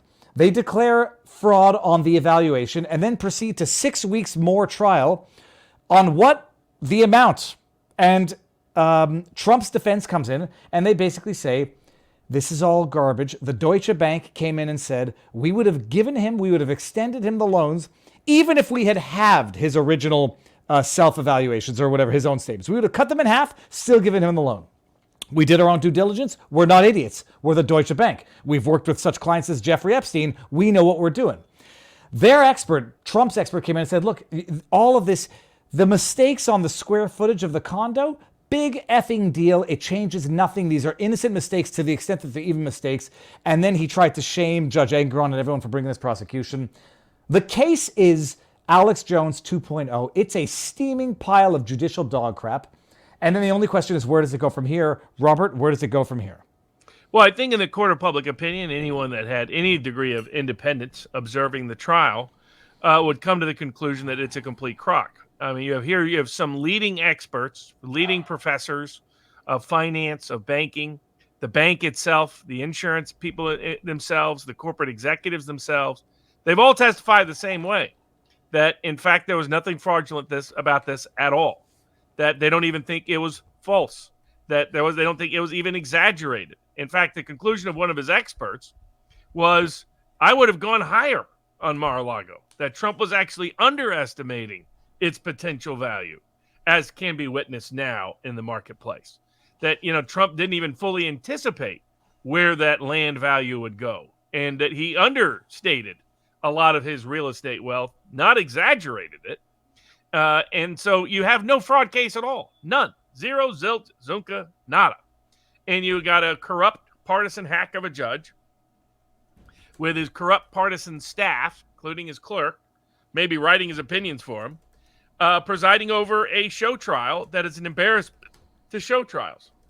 And so there's no question that he'll still screw Trump, but it increases substantially the probability the Court of Appeals in New York sets it aside. But what it also does is it increases Trump's credibility in the court of public opinion and with all the other courts looking at his other cases. So that when they say, oh, this is what it's like Russiagate all over again. It's like Ukrainegate all over again. It's like what January 6th has actually proven to be for those who studied it, which is a fake case after fake case after fake case. And at some point you're like, okay, you can't accuse this guy falsely again and again and again and have any credibility 6 months from now, come election day. They think they can get away with it in D.C. because they have a partisan jury pool, a partisan judge, and a partisan court of appeals. But this week they appealed the denial of immunity. And what I have been suggesting as a strategy now for quite some time, I was glad to see them embrace, which is start filing motions to stay all of these cases until the constitutional questions get resolved, because it would allow the Supreme Court to get involved without even making a substantive ruling. The Supreme Court could step in and say, this all needs to be stayed until we can have a full briefing on the merits, because there's so many big constitutional consequences here. It would allow the Supreme Court to also stop the embarrassment of the judiciary interfering in a presidential election. And then what the Supreme Court could do is wait until see the election outcome and then say, okay, here's how we're going to go. But you always want to give them practical options that don't require them to go full throttle, either with you or against you. Give them something that gets you what you need for the time being. They're now seeking not only an appeal of the immunity order on the grounds that he has constitutional immunity for the prosecution brought in on both the argument I made about impeachment being a bar, on the argument that impeachment effectively creates double jeopardy risk in this case, but also on the grounds that constitutionally you can't indict the president for doing his job. And so on those three grounds, they're saying this should all be stayed until the higher courts resolve it. So I don't expect the D.C. Court of Appeals to step in because they're a bunch of political hacks, as we saw again this week. But it gives the pretext for the Supreme Court to step in, which is enhanced by seeing these disgraceful proceedings in New York. Now, that leads to the other big decision this week, which was the gag order. The main effect, as Trump's people realized a little bit later, what probably happened is his lawyers told him, just be careful. They're overly cautious. But the reality is the Court of Appeals eviscerated 95% of her gag order because her gag order had no real limits on it at all. Instead, what the D.C. Circuit said is if you're doing something that has the risk of inciting obstructive delaying behavior, or that's your intent, then that speech can be limited, but only as to judicial staff, not as to the court, not as to the special counsel. You can do whatever you want about the court. You can do whatever you want about special counsel. You can talk about witnesses all you want, as long as it doesn't have a legal obstructive intent, purpose, and likely impact. That's already legally prohibited anyway. I know. So the restraining order, the gag order, says you can't break the law. Exactly. That's all they really did. Now, there was one place where they tried to blur it. It was interesting to me. They're trying to blur it the same way conservatives are trying to blur the Israeli speech. It's like separate out the Thomas Masseys of the world who have very legitimate viewpoints you might disagree with, but are not rooted in trying to kill anybody. He's trying to reduce the number of deaths in the world. God bless Joel Pollak. Very smart, very nice guy. But, Breitbart shouldn't be doing hit pieces on Thomas Massie, one of the most important advocates for liberty interest in the country. In fact, you should call your congressman and tell him to back the Prime Act and all the good reforms that Thomas Massie's trying to pass so people like Amos Miller can make food the way we all want it. But that's what Thomas Massie's busy doing. But in the same space here, where they were blurring the line, is they said, well, the president can't say anything, Trump can't say anything about the court staff that will lead to two things: obstruction and delay of the trial because of robocalling the staff, doxing the staff, or harassing the staff. Now, the problem is they're blurring the line on imminent incitement. They don't say anything about, they say this has already happened. It's like, no, Trump hasn't violated any imminent incitement, and they're citing the New York case. It's like, that is an imminent incitement, right? And now you aren't responsible for the consequences of what somebody else does because of your speech. That's never been grounds to legally limit First Amendment. And the three Democratic D.C. Court of Appeals judges, who, again, had to admit that this gag order was so bad they had to eviscerate 90% of it while pretending they weren't eviscerating 95% of it. But they're trying to salvage this little piece of covering up the judicial staff. First of all, doxing is not even illegal, right? If you're a federal employee getting paid, the world should know who you are. That's well, not, I mean, you're not you don't get to be in secret. We don't have secret courts in America. These judges got to get that through their head. They got to quit doing this. I've been threatened by that with judges, and I have to remind them, your clerk is staff. They get they get taxpayer paychecks. That's who pays them. They're not entitled to anonymity. Just the opposite. The world's entitled to know who's making decisions that impact our lives and our liberties. And so that part's garbage. The other part that's garbage, they don't tie it to imminent incitement. It has to be imminent incitement. It can't be you say something, somebody else does something, we're going to now blame you for that and say somehow it violates gag order. I hope they go back and arrest Bernie Sanders for the guy who shot up the baseball field in Judge Scalise. Go arrest Bernie Sanders. Something he said did it. And Rachel Maddow while you're at it. Harris, who said a lot of things that helped light BLM on fire in the summer of love. Well, she was raising bail for them, Robert. Sorry, can't get angry. She was raising bail to bail out the protesters, the violent thug criminals. The only BLM people I respected in that were the real thieves. Those are the guys like right there. While the BLM protest, they were breaking off and robbing banks along the way. And I was like, that's that. Yeah, I can respect it. I can respect a real criminal. They understood what their march was about. What I love is that when they were talking about the riots in Ireland that Conor McGregor caused, whatever, and they said like, oh, some of them are protesting the far right stuff and others are looting stores. I'm like, I don't think the same protesters are protesting the far right stuff and looting stores. Maybe I'm wrong. I don't think I am.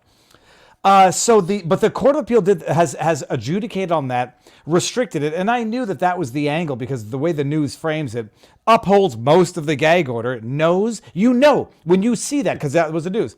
You know that it's materially prejudicial to the position. Yeah, it's completely false. They denied most of the gag order. They completely revoked most of the gag order by saying you can't do this speech if your intent and likely effect is to obstruct the proceedings.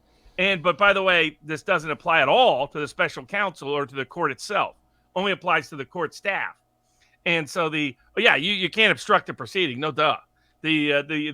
Where they try to blur the line is to suggest if you get people to do mass robocalling deliberately and intentionally with the purpose of delaying the proceeding, then that can be limited. I don't agree with him on that. That's not consistent to First Amendment prior restraint law. That's the grounds he could appeal to the Supreme Court and give an additional opportunity for them to step in and clarify this once and for all. But there was a lot of the media lied about what the DC, even 3 Democratic judges admitted 95% of her order was garbage. Well, my issue is I don't know how to piece out how it applies to the reality, their order, the way they frame it. It's like, okay, you can't do this. I do because I've done these before, and I can tell you basically it would be impossible under their current reconstruction to argue that he has violated the order. They would need him to say, "Hey, everybody, please don't do it, Robert. Mass Don't say it. robocall this particular judicial clerk." So that I can stop the proceedings from happening, right? Something outside of that, they have nothing. There's nothing that's gagged anymore. mass robocall is a non-offensive example. I His thought you were going to lawyers go. have to tell him that because his lawyers are going to be paranoid of what Trump might say, so they're going to say, "Hey, just don't say anything, please." That's what they're going to do. Well, that is the intended result. It's indirect suppression of speech. If I was telling him, I was like, "No, you're free to say whatever you want. Just obviously don't do something that obstructs a witness." He knows how to do that. Let him make an example of it and see what the example goes to. If he tweets out Allison Greenfield, it doesn't matter. I won't say it. Okay, all right, very good. January 6th, we talked about at the beginning. Austin, we talked about the abortions. Now, Mexico, Robert, I didn't read this. I didn't read this. So what is going on in Mexico? So in Mexico, the president comes from, like most Central Latin American versions of populism, though Milei, the right-leaning, libertarian-oriented populist, was just inaugurated with a great speech in Buenos Aires in Argentina. Robert, hold on. Now that you mentioned it, I mean, it's right there in front of my face. So this is, I believe, from his speech. Now, yes. Mark Robert is saying that he's committed an about-face on the Paris Climate Agreement. Robert, I thought this was Harry Potter. Like when I saw this first, and I made the joke, not to be mean, like I legit thought that was Harry Potter. All right, so he's been sworn in now. Yes, and he said, liberty and all this other. It was a great speech. But the Mexican president comes from the left populist side of the equation, which is the much more common populist political expression in Latin America and Central America. And but like all populists of all political stripes, the professional managerial class doesn't like him. That's the permanent enemy of populism everywhere. And they're perked up in positions of power in Mexico in the Mexican judiciary. And so the new Mexican president, who's also, by the way, was very sympathetic to Trump's challenges on the election because he himself had been the prior victim of stolen elections that have, made Netflix series like Narcos, rather infamous stolen elections, some of his kind of political party affiliates, associates, even family members. But so he's calling for institutional reform by returning judges to elections. It's a reflection and recognition that the judiciary is a constant hindrance to most liberty movements historically. Unfortunately, they have not been the last protector of liberty. They have often been its first infringer. And the Mexico's call for let's change all our judges to no longer be appointed but directly elected. Credit to him because he could just try to stack the courts in his own way. And instead, he's saying, no, let's return power to the people because that will at least give us a slightly better chance at better judges. It's not a perfect solution, but it's a better one than allowing them to be appointed because when they're appointed, they tend to be worse. Okay, fantastic. Now, Robert, I realized on the January 6th setup, we forgot to deal with the actual case of the guy who was just sentenced to 11 years and 3 months because he brought a freaking hatchet. Maybe he brought some other stuff to the Capitol protest. Didn't use anything. Didn't go into the building. This is a 59-year-old man. I mean, it's just one injustice after the next. But and again, the average rape convicted defendant gets 4 years in America. This guy got 11 years. Didn't even go inside the Capitol. But didn't commit an actual act of violence. Yeah, no act of violence towards anybody. He brought a hatchet. That was the biggest thing. And then he said death to tyrants and whatever. Make it sound so scary. And it's what they're terrified of. They're terrified of ordinary people, recreating the American Revolution. But it's fiction. It's fabricated. These people didn't do that. That they're in fact, more and more evidence is coming out that the only violent interaction at all between any member of Capitol Police and anybody there on January 6th was in response to Capitol Police violence. That's why they've been hiding the tapes all along. None of these people were as violent as everybody else was in the Summer of Love throughout America. And almost none of them faced any prosecution or punishment, including the ones in D.C. who tried to raid the White House and burn down the church across from the White House. That loser, Legal Schmeigel, tried to bring a lawsuit. I'm pretty sure he lost because I have never heard him talk about it again. So it's like, he lost like he usually is. That's what losers do. They lose. That's Legal Schmeigel, otherwise known as Legal Eagle, here on YouTube. But so you look at the other thing this defendant alleged is he's preserving the issue that this entire thing was a setup. People have to understand this. Ex-police chief, 2 decades of untarnished service, from what I understand. He brought a hatchet to Capitol. Jesus, I bring a hatchet going hiking. So if I'm camping and I say, oh, it does 11 years in prison. He's a 59. That's a death sentence for a 59-year-old man. I just want to get the justice. He drove from his home to the state, from the California to Washington. How dare he? Instead of flying so that he could load his car with weapons. Federal prosecutors said, and all he brought was a hatchet, because that's how you overthrow a government. I mean, maybe back in the day. It's an absolute atrocious outrage. People can. And he details all the informants, infiltrators, instigators, provocative actions, lack of security presence, inconsistent actions of the Capitol Police. That were agent provocateurs in one way, shape, or form, sometimes escorting people in, sometimes directing them to certain places, sometimes physically attacking vulnerable people. I mean, like, why do you attack an old lady 3 times, throw her down a flight of stairs? Why do you do? You do that to provoke the crowd. Why are you throwing, the equivalent of almost like grenades and their sound effect? Well, I mean, I think you experienced that. I experienced that in Ottawa. It's like, why are they doing this? Then I understood why they're doing it. To trigger a panic response, from the crowd. Panic or violence, both of which lead to the same thing, an excuse for the police to come in. That's exactly right. Now, I mean, speaking of, defending yourself, there's a big case before the Fourth Circuit Court of Appeals where the First Amendment and Second Amendment intersect. This is very cool. So this one, it's interesting, Robert, because again, I'm a Canadian schnook. I'm inclined to say, what's the big deal? Hand out the pamphlet. It talks about suicide. It's good to know.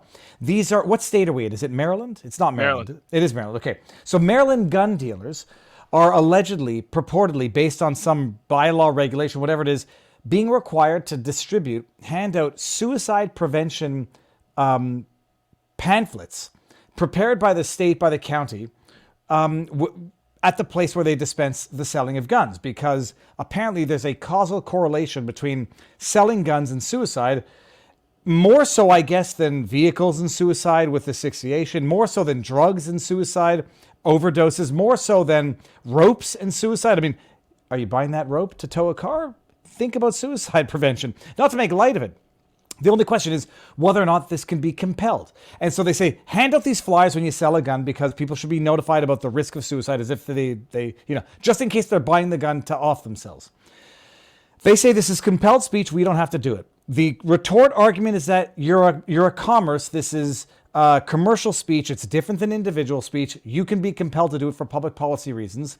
And now I don't think any judgment has been issued. This is a lawsuit seeking the district court ruled in favor of the state.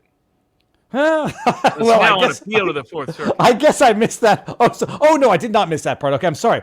So they're appealing the underlying court decision, which was this is fine. It's lawful compulsion of speech. Sorry, no, that I did get. There's no ultimate resolution just yet. I'm inclined not to say like I'm a pushover, because now I realize what happens if you say yes, you give them an inch, they take a mile. It's like, okay, we'll do it. But just, hey, dude, put your pamphlets here. If people want them, they'll take them. Just don't make me do anything.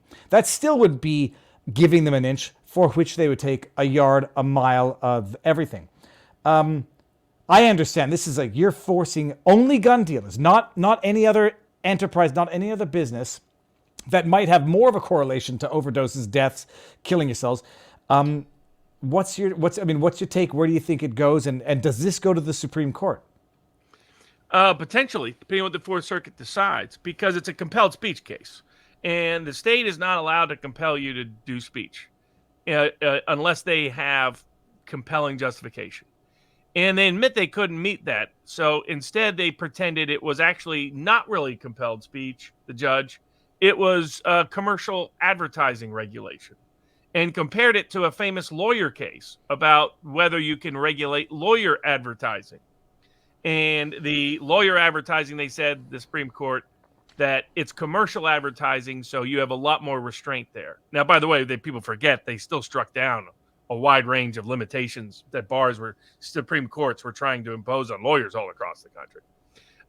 But they allowed some of it because of, well, if I'm advertising a product for sale that has less First Amendment protection than political speech about an issue of public import.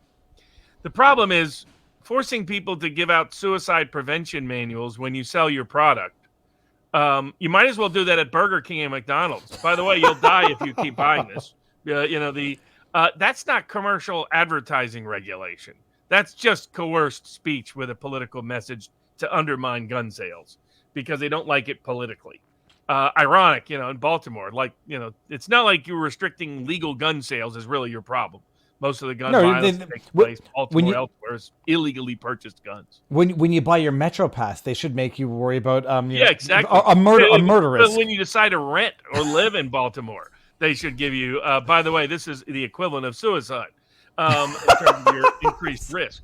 So and it's clear the message they're trying to impose. The other thing the judge said was, "Oh, this is just factual information, merely factual. They're not really doing an association." You got to be kidding me! I go to buy a gun, and I'm suddenly said, "Oh, by the way, you need to have this." So, but not the act of doing it is coercive and associational. No, but then I can imagine a world in which they go seize somebody's ass, they go raid somebody's house, and he's got suicide prevention pamphlets in his house, and they say red flag laws. He shouldn't own a gun. He's about to, he's a risk. I mean, I could see that it goes there very easily. It's obvious what they're doing, and you just have a political hack of a judge who doesn't like the Second Amendment, who's trying to gut the First Amendment to get there. The Fourth Circuit should reverse. If they don't, hopefully the Supreme Court will take up the case, because this is just another way for them to try to undermine gun laws. There are a couple of Second Amendment cases that struck down part of and upheld part of New York's concealed carry laws. That's probably heading to the Supreme Court, too, because so many liberal judges refuse to enforce their Second Amendment ruling. The same way the Austin judges are refusing to enforce the Dobbs ruling. So they're wanting to ignore what the Supreme Court did and just do their own thing, regardless.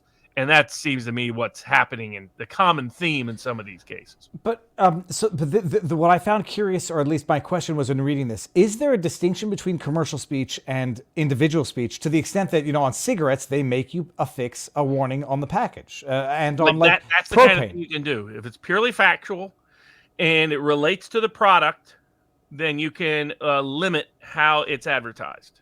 That's in commercial. So because it's commercial speech for a commercial purpose, that doesn't have the same protection as political speech about a public matter or religious speech. So the question is whether or not this is political versus matter of fact. This is not even commercial. This is not a regular. This isn't saying regulating the ad. Also, he contradicted himself. How is it regulating the advertising of guns, and it says nothing negative about guns? He makes both claims. Those claims are contradictory. Mm-hmm. That it has to be pertinent to guns for it to be commercial regulation of commercial advertising of guns. So he just lies. I mean, this is your classic corrupt partisan political judge. In their own order, they'll say things that contradict each other. And that's what that judge did. All right, before we get to the next subject, and then we're going to move over to vivabarneslaw.locals.com sooner than later. Hold on. Where is it? No, it's not here. It's here. Looks like we had another member, Robert. Okay. 6-hour drive from Austin West. You're still in Texas. I got that. La Loca. The lady wouldn't have to drive to California because New Mexico allows full-term abortions, and we are right next door to Texas. Then we got Credence Gold is now a monthly supporter. Credence, welcome to our above-average community. Texas Lady Jane, I know that name. Barnes and Viva, best show on the internet. Blessings and peace. Thank you very much. I'll take the peace, because that is a blessing. Have any of you gents hear anything about the Ohio train derailment, news or lawsuits? That's East Palestine, Credence Gold. No, but good refresher of memory. I'm going to get Nick Sortor back on sooner than later. Lost Core 23, Barnes needs more crabs for Christmas, given his feelings towards my home state. Also, Viva, check out Blaine Pardo's Writers Fix Problems show on a future conflict channel. Read Blue Dawn. All right, we'll do. Robert, let me bring this out. Let me bring this back in. Oh, there was a good statement of on our locals board, vivabarneslaw.locals.com. We'll try to answer all the $5 tip questions. Not try. We will. As a matter of commercial advertising, laws should be passed that if you're going to work for either Bill or Hillary Clinton, that there is an unusual risk of suicide. Sorry, I'm screaming. Yes. Okay, it doesn't. I was going to make a joke and name a name, but I won't. Do we do the next three, or do we do one more here, then we'll move on over to vivabarneslaw.locals? We'll do one more here, and then we'll do the other two at the after party at vivabarneslaw.locals.com. Let's do the one that I don't care about, Robert. NCAA is sued again. Sports. We'll save the NCAA and the SAG vax mandate for the after party. Let's cover Silverman. Suing AI. So she's suing AI. I forget which one it is. Which one is it? I forgot. She's involved in suing all of them, and she has like different suits in different places. She's claiming that the AI has been programmed to read her book and summarize it. As if, first of all, Sarah, you should be happy that someone read your book, even if it's a robot. That they've unauthorized read and summarized it, thus, I guess, deterring anyone from reading her rubbish book? Maybe it's good. I don't know. AI has it in their algorithm that they are appropriating portions of the book for the purposes of the programming and summarizing, et cetera, et cetera. And she says, they're making money off my hard work.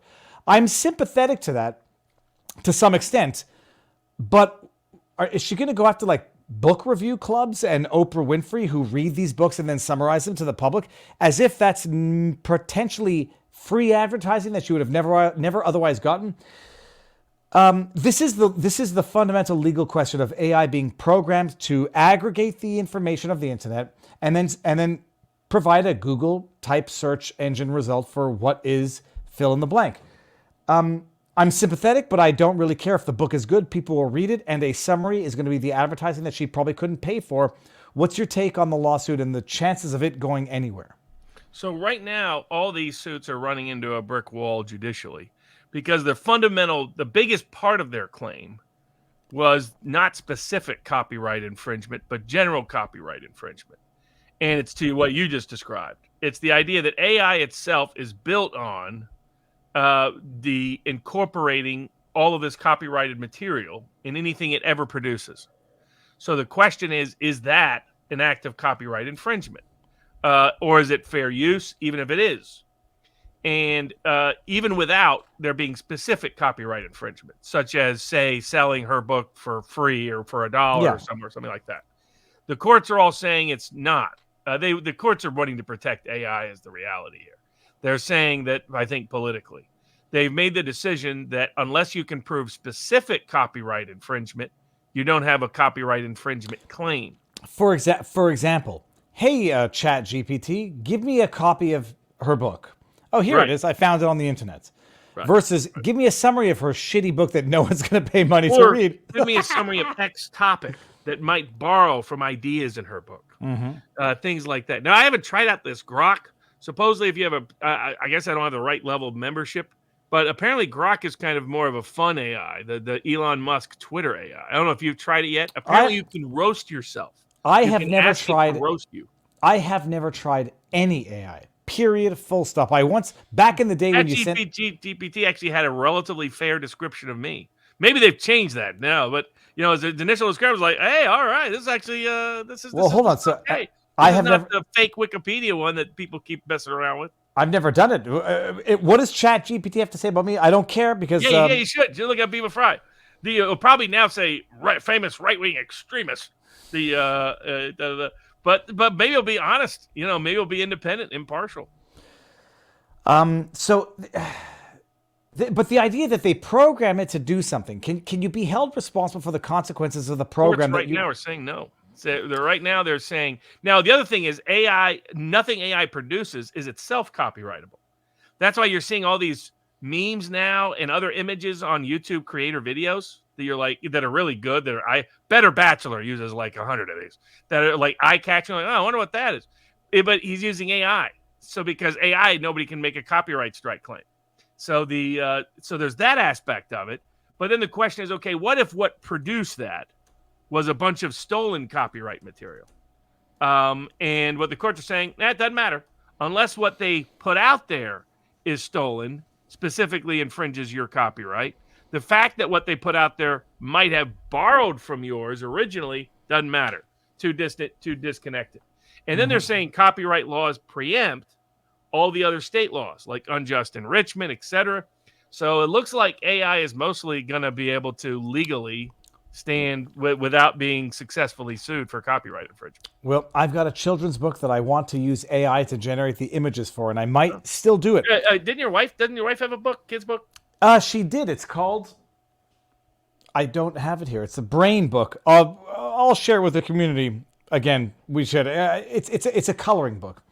I'm Not Your Buddy Guy says, my biggest concern with AI is it's programmed and the woke internet being used to train it. I mean, based on wokeness, how long till it concludes that white people are evil or humanity will destroy Earth? Or, just floating this, or how long until it realizes its creators are mental challenged people? So someone in the chat, I think this is the Chat GPT version, says Viva Fry is a popular law blogger and YouTuber known for discussing legal cases and providing legal analysis in an engaging way. His content often breaks down complex legal matters into understandable and accessible explanations. He covers a wide range of legal topics and cases, making law more approachable for his audience. So I don't know if that's our board members version or if it's ChatGPT, but that would be an honest ChatGPT version. That's better. That's better than Wikipedia.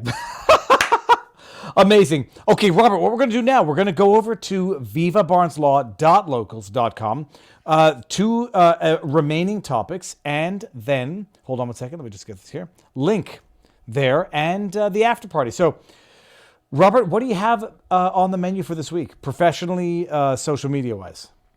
Just a lot of work. So we watched the first Christmas movie of the year. Which one was it? Die Hard, of course. The ultimate Christmas movie. We're probably going to do It's a Wonderful Life this Saturday, and then December 23rd, my favorite Christmas movie, National Lampoon's Christmas Vacation. And we'll have some bourbons and some Barnes Briefs, but nothing else planned for this week. All right, well, now you mention it. I was on Aussie TV last week. I saw about the Biden family corruption. Yeah, I saw that. It's like, it's not music to the ears. It's singing to the choir for anybody who already knows what's going on. Hold on a second. There's one more here. IBB Blaney says, did you see that Putin was shown the moon landing videos, ran them through AI, and says they are fake? Yeah, the AI says they're fake photos. Supposedly, Google's own AI says the moon landing photos are fake. It's classic shit. Putin trolling the West by doing that. Oh, really? He even acted shocked. He's like, I couldn't imagine that. Or it was actually faked. I mean, it's great. They haven't gone back since because they destroyed the technology and can't recreate it because it was done on an 8 megabyte computer, and you have 50,000 times more computing power on your iPhone. Yeah, I'm not saying I believe the conspiracy theory. I just understand people who do. People get real excited about it too. Oh, it's nuts. All right, so what we're going to do now, we're going to end this on Rumble. I'll be live all week. It's this, I'm not going anywhere. I'm obsessive compulsive and will be obsessive compulsively going live. Stay tuned. I got a car maintenance thing tomorrow morning, so I'm not going live at 8:30 tomorrow morning. Come on over to vivabarneslaw.locals.com, and we're going to do the after party there. Take the tips, and Robert, we'll see you over there. 3, 2, 1. Peace out, everybody. Booyah. Okay, I hear a kid making noise. It doesn't matter. Robert, I'm going to go to the tips before we do anything because I have to scroll up, load more messages. These are very good problems to have. We got JRB83, $5. When will Owen be on a sidebar? Owen's already been on the sidebar at least once. Yeah, right before he went in. Right before he went in. So I'm going to get him. Look, I'm not. This week he's going to be. I think he's going to be on Tucker. Tim Pool. So he's going to be making the rounds. And it's not like I'm not lazy. I'm not going to harass somebody that just got out of jail. He's in heavy demand. So excuse me, sorry. It's just, and I don't want to grovel or beg or like it's it. He's out. He'll do his thing when he's got time. Now I just lost the channel here. Okay, that's Owen. But man, I love Owen. His demeanor is virtually identical to QAnon shaman Jacob Angeli. It's very interesting. They're spiritually interconnected. Little Rock attorney. We know who he is. Remember when they said, don't eat eggs because of the cholesterol? Yep. Then they came out a few years later saying, oh, never mind. It's good cholesterol and good for you. Since then, I have not trusted the government. I'm well behind that, but I remember that. I just watched Alex Jones' latest episode with Mug Club. It was very informative of the New Zealand statistician reporting on the death rate due to certain COVID batches. That's the leak. Oh, if I could Steve get that. Kirsch publicized. Yes, and then if I could get that guy on sooner than later, that would be great. Little Rock, another one, says, I used to share all the memos here with my 21, 28, 29-year-old sons. I got tired and just bought them memberships. Very nice. Bill Brown's in the house. It's $3. I'm reading it. He didn't run. He just turned around and fought the other direction. I get that. That's not bad. Excuse me. I love Justin Hart, but he's lost his mind only on the Trump DeSantis issue. Lost his mind. Undoubtedly. Little Rock Attorney, back in the house. Amos Miller is great. I will buy a whole bunch more. I wish you guys could get out messages by email. We could. We don't want to do that, like get in that habit. It's been in court so much I haven't been able to catch most of your stuff live. I miss so many updates because of this. Some people want email stuff. Other people would think that's a violation of trust. Would you guys say Tucker, Lake, Sanders, Norm, and someone else, VP Trump's? Hold on a second. So Tucker Carlson, Carrie Lake, Sanders. Who could Sanders and Norm be? Or someone else is Trump's VP pick? Robert, who would Sanders and Norm be? I don't know who those names are. I'm not sure which ones he's referring to there. I would like to see Vivek. I like Vivek, period. Little Rock Attorney says, I don't know, Barnes. I have taught college courses the last decade. Some of the young students are so stupid, I would believe they didn't know what it meant from the river to the sea. And I agree with Little Rock, 100%. Bill Brown, $3. I'm reading it. I see what the problem is here. I'm talking in English and you're listening to dumbasses. And that's from a big daddy grump. Okay. Yael Rivka. I'm not bringing the...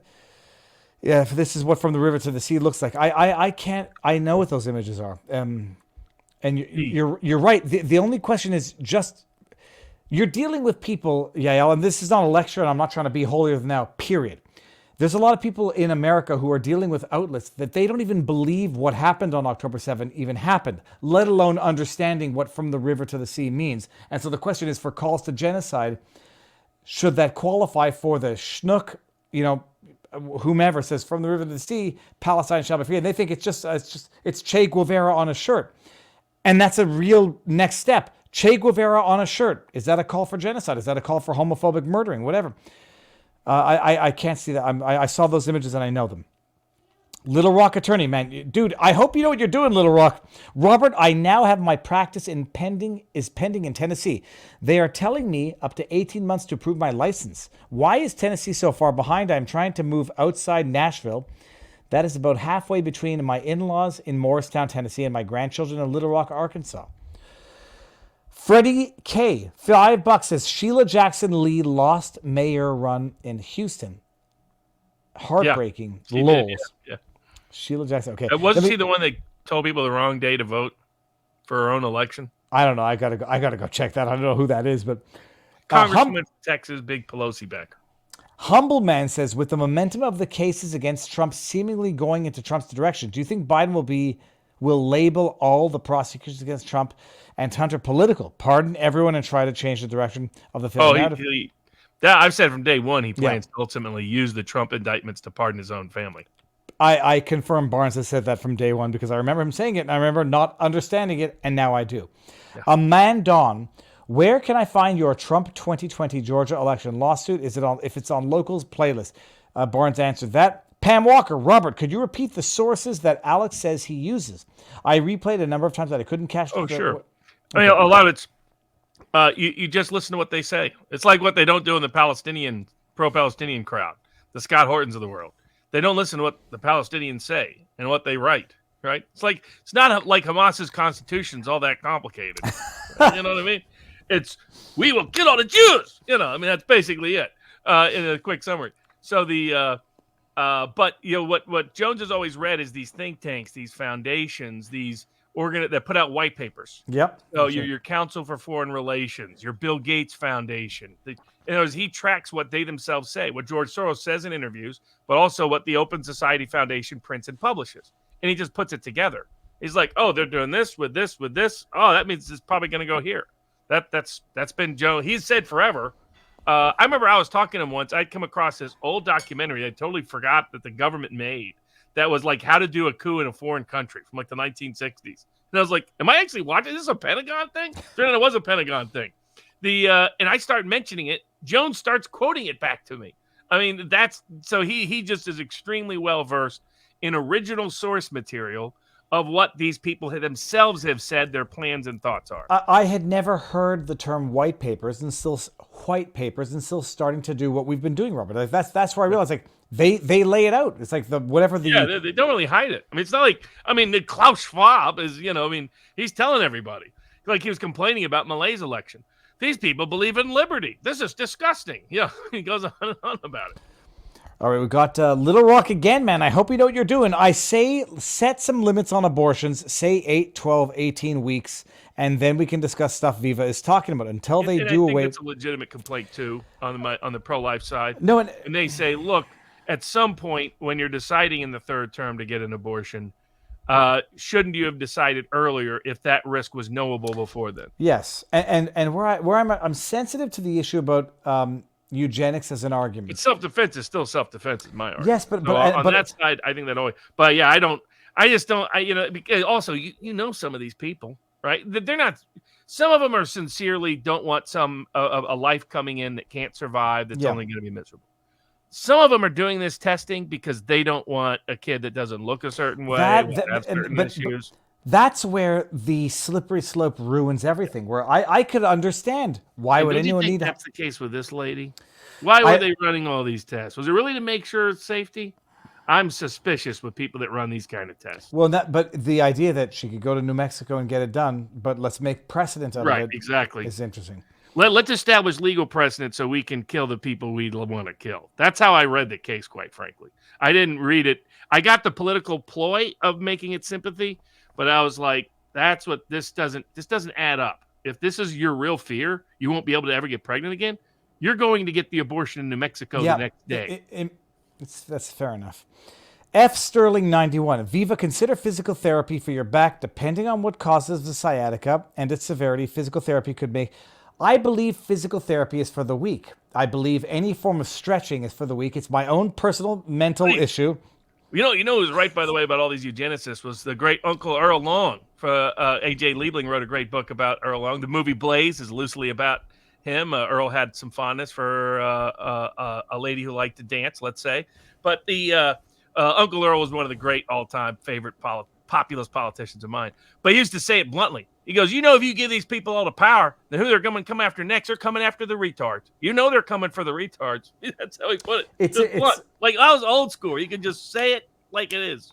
We'll see if who's the guy doing the documentary? Matt Orfea is doing a documentary on the word retard and about bringing it back.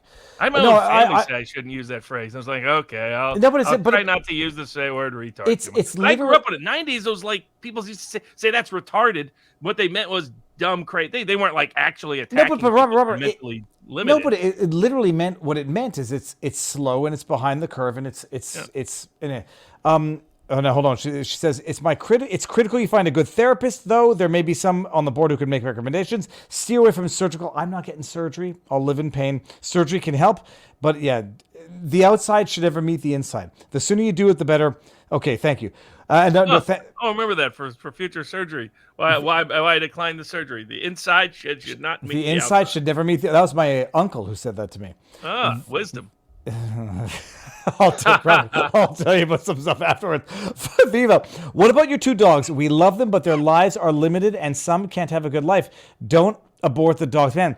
Well, there's a big difference between someone who's been born... Pudge was 8 years thriving until she got debilitated. Then it's a question of killing something that has had, a conscious life on Earth. I understand the argument, but I understand it. And it's not that I'm arguing with myself. I saw a dog that looked just like Winston that was learning to carry a sled up the hill, hop in the sled, come down, and then carry it back up the hill. And I swear to God, the dog looks just like Winston. Robert, there's a video of a crow doing the exact same thing. Look it up, a black crow doing the exact same thing. Plant nerd. To those who use open air prison line, I reply with human feedlot due to the rapid population growth. Kind of the opposite of genocide. That's about gas. They're not trying to kill them all. They're outgrowing the pallet. And here's the other good point that's often made on that side. How many Arabs are there in Israel? How many Jews are there in Palestine? 20% Arabs in Israel, 0.0%, 5, whatever. Yep. But the other thing is the open air prison. Christians too. It's like down to 0.1% Christians in Palestine. And that wasn't the way it was in 1948 that they all like to talk about. There used to be plenty of Jews in Palestine. There used to be plenty of Christians in those regions. Somehow they're all gone. How did that happen? No, and the open air prison. Who's trying to genocide who? The open air prison as an argument, in conjunction with the marketing campaign of how beautiful Gaza is, hotels. They can't even help but contradict themselves. Samantha J, $5 says, an example in self-defense and abortion is that ectopic pregnancy. Neither the child nor the mother will survive unless pregnancy is terminated. I agree with Barnes. The viability of a fetus is a slippery slope. Also, people give too much credit to the technology diagnosing these diseases. Guaranteed. Yeah, I'm skeptical of that too. Yeah. I don't like all. It just always feels like minority, like that movie with the Ethan Hawke, right? Where Oh, Gattaca. Yeah, Gattaca. Just anything that sounds like that, I don't want to get anywhere near. I can definitely appreciate those arguments in retrospect, guaranteed. And now that like the early diagnosis, the pre-diagnosis, and now that there's a black market for abortion materials, oh yeah, that's enough. Barnes, are there any blocks to Congress gutting posse comitatus in NDAA similar action in the day there's of certain constitutional limits already there. Okay, But Congress could pass additional limits. That's laws that allow them to, bring out the National Guard, things like that. For mass deportations was the question. Carl Rex. Oh, to do it, to utilize it for that purpose. Yeah, theoretically you could, yeah. Wouldn't Trump's mass deportation plan to wink and nudge military law enforcement officers to violate civil rights? Lastly, I'm not a big fan of. I'm also not a fan. He's talking about doing mass immunity for all state and local law enforcement officers. Well, to prevent Soros prosecutors. Well, that won't prevent Soros prosecutors. You can't federally immunize them from state criminal prosecution. All you could do is immunize them for state civil rights violations. So that idea that somebody gave Trump is another bad idea. Carl Rex says, you mentioned a few weeks ago that firing warning shots is considered the same as using deadly force. This is actual, like the Metro in New York. I think that's stupid, by the way, but that is the law. What if you load your gun with 2 blanks and then the rest are live rounds? Wouldn't firing the blanks... Well, that would be a great defense, I guess. If you only fired blanks, that's interesting. If you had 2 blanks and then 3 live rounds, like Forever Who owns a fire. If you put in 2 non-lethal projectiles, then 3 lethal projectiles. I wonder what Bronco would have to say about that. Yeah, that's his area of focus. Yeah, no, that's a good question. S-Ren, Iranian-backed Houthi militia, Yemen, is blocking Israeli ships and is stopping them from using the Suez Canal. Iranian naval ship appear to be acting as a bird dogs for Yemen. Add in the Hamas situation, and it's back to the Middle East. That goes way back in Yemen. The Houthis are not a nice people. Bill Brown says it's a $1 tip, but it says you don't know your wife's book yet, David. It's a coloring book, people. I don't know. It's about the brain. It's called Paint Your Brain. Glenn Lowry's latest episode is a must-watch. The fall of Minneapolis has changed their minds, says Baldwin. Then we got we said so at the time that didn't like Chauvin, but didn't think he was guilty of what he was being accused of, based on the evidence adduced at trial. Bill Brown says, I use retread instead of retarded now. Okay, that's fantastic. Viva, my little Pete just passed. He couldn't walk the last year, but he had great quality. When he didn't, I made a sad decision that it needed to be made. Thank you for caring for Pudge. I love Pudge. I'm not gonna. I'll cry when she's gone, even though it's her whining at 5 a.m. that drives me more nuts than her paralysis and shit. No, that was all time great. The way she used to steal candy from you. The dog show. That was impressive. She can find food in a nanosecond. It's crazy. But she would wait until you left and then go up and then pull the jacket down, dig in, get it, and then put it back. She's not in the room right now. Who's in here? No, it's a Pudge, but Winston's in here. He seems to be borderline dead. Hopefully he's still alive. Go see a chiropractor in Florida. I want to go to the guy in Texas who like pulls your neck up and snaps your whole back. I'll see about that. Little Rock, that was from Arena for Real. Little Rock, Arkansas says they put me through some crazy PT when I had my leg amputated. That's crazy. All of it was useless and things I could do at home. Physical therapy. And then we got Ursula G. Okay, Barnes, you must know Israel doesn't have a constitution either, right? Or do they? Does Israel have a constitution? Yeah. Yeah, Rivka.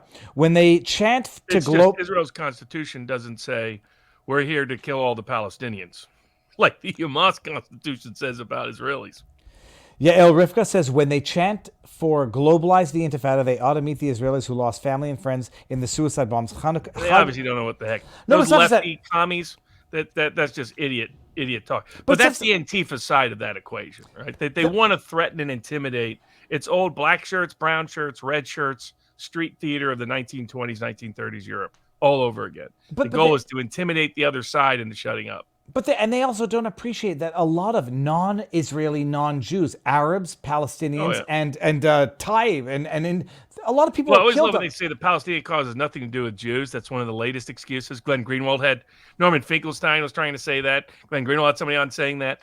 And it's like, that's fun. And then, of course, outside Yale, they're busy putting Palestinian flags on top of any menorah. Right? It's like, oh, I thought it had nothing to do with them being Jews. A menorah is not Israeli. That's just a Jewish Hanukkah thing. It's like everybody knows what they're up to. And that's the part they're not being forthcoming or honest about.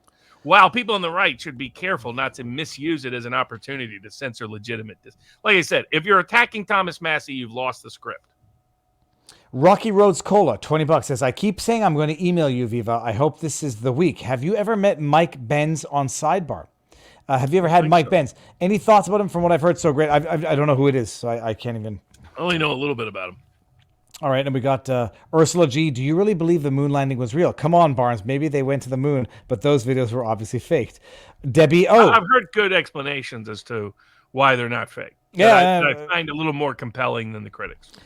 And I was just blown away by the fact that we destroyed the technology and can't go back. That's where I've lost it. I'm not saying anything. I'm just saying I heard that. My favorite thing is, remember that one of the astronauts? That a dude was telling him that. Punch him in the fucking old face. Guy, he just nailed him. That's how you. Hey, my moon landed on your face. Yeah. What is the link for the latest Amos Miller fundraiser? Is the Barnes Box coming up? This is not a fundraiser. This is just sort of a give back. So I'll be putting it up later today at here on the board. To vivabarneslaw.locals.com.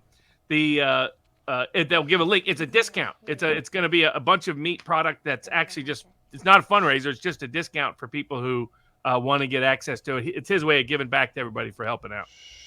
It's time for bed.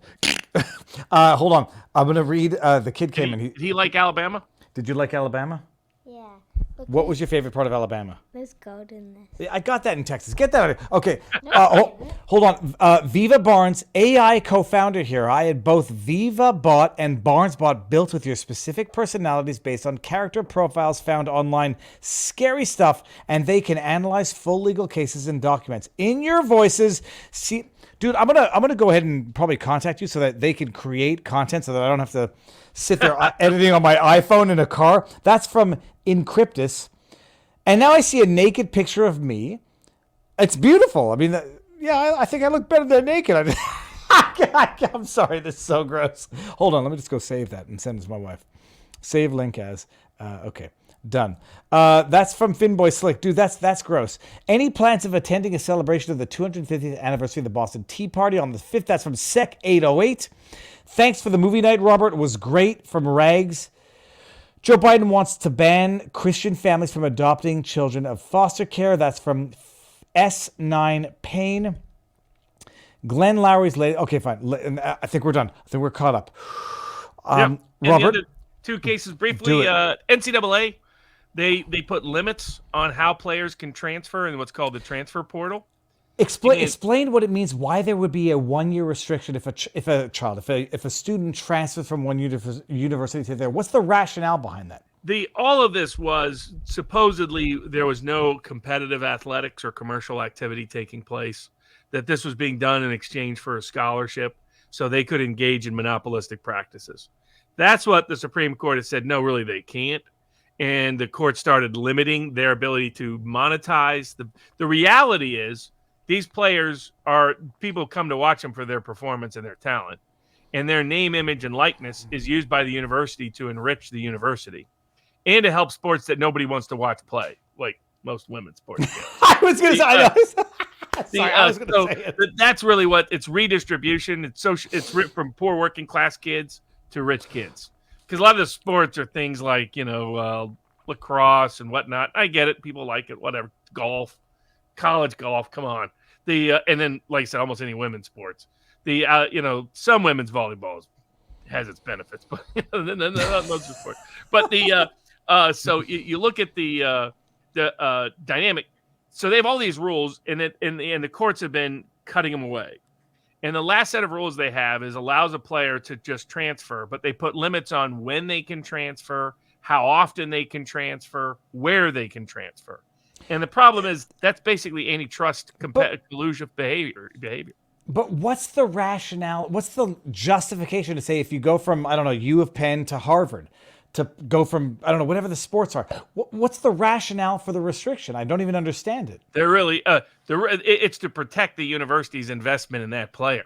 That's what's really But going then on. But they're not contracted. giving the player the value of that investment disproportionately. Because the other thing that's out there now is different programs can compete for you with, and that let's say one university says, okay, we're going to come up with $100,000 to pay you for your services because that's what you're worth to the program, and you have a good year. Another university comes and says, we'll give you $1 million. They don't want that guy to leave for the $1 million, and that's really what's going. They don't want his market value to be recognized by the market. They want to capitalize on hoarding that money for themselves as much as they can. So this is all about universities and the big media companies and the big shoe companies and the big apparel companies and the administrators and sometimes the donors and the coaching staff wanting to hoard the monetary benefit of collegiate athletics, which is such a money-making, money-printing machine for poor working-class men, disproportionately African-American, in the sports of men's football and men's basketball. It's interesting. I tune out with anything sports related. Call it a force of habit. The last one is it. The last one is SAG living up to its South Park reputation of the Film Actors Guild. I'll tell you this, Robert. On the way back, my kid discovered both Family Guy and South Park. We both prefer Family Guy, and even the modern Family Guy. We've seen them; they're great episodes, but Family Guy is more accessible. You'll have to feel this one for me. Well, also South Park. South Park writers hate Family Guy because South Park believes true comedy has a narrative structure rather than one-off jokes. Mm-hmm. That's why they've like waged war behind the scenes against Family Guy's method of comedy. But that's why a lot of people that like Family Guy, they like the fact you can watch 2 minutes of it and it is funny. Whereas South Park, you often have to watch a whole episode and multiple it to get some of the comedy. Like you have to follow it for a long time to get the references of the jokes, and that's true. And it's like I have not been heavily invested in Cartman character. Though it's still the best YouTube promotion. Though like on the clips, maybe you have the little guy doing vivabarneslaw.locals.com. What the best one is there's a South Park clips YouTube that has Cartman saying, please like and subscribe because subscribing makes you feel good in the Cartman personality, which is just perfect. But SAG, basically the Screen Actors Guild has been using their union power to discriminate and blacklist those that refuse to participate in the vaccine mandates during COVID. And finally, they're getting exposed for it by people willing to sue.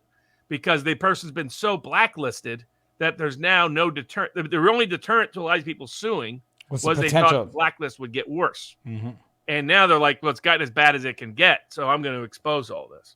And so it's great that these people are challenging and exposing the Screen Actors Guild for their complicity. A lot of unions. I'm against the Union United Airlines case. The unions were complicit in many of these cases in coercing violation. It's because the people who run the unions are not real workers. They're professional managerial class, little master's degree in social work types. They're not real labor people. And they undermine the union to leverage the union to serve not the economic interest or other interest of their workers, but to serve their own personal political interest, often at the expense and to the detriment of these workers. And it's good to see the SAG exposed and hopefully more unions also get exposed who are complicit in this horrendous behavior. I'll read a few more tips before we leave because there's a bunch of $5 ones. S. Wren says Roseanne Barr was on Bill Maher. Bill didn't know what MK Ultra was, Klaus Schwab or the WEF. Typical modern left, ignorant by choice and will never attempt to learn.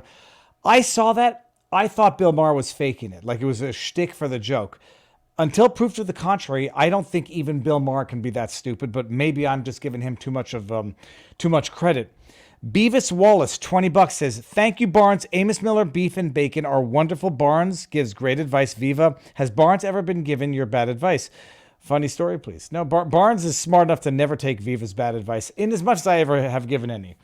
F. Sterling, $5 says, any semi-auto firearm has to be physically adapted to fire blanks, which can then be easily adapted for live ammo.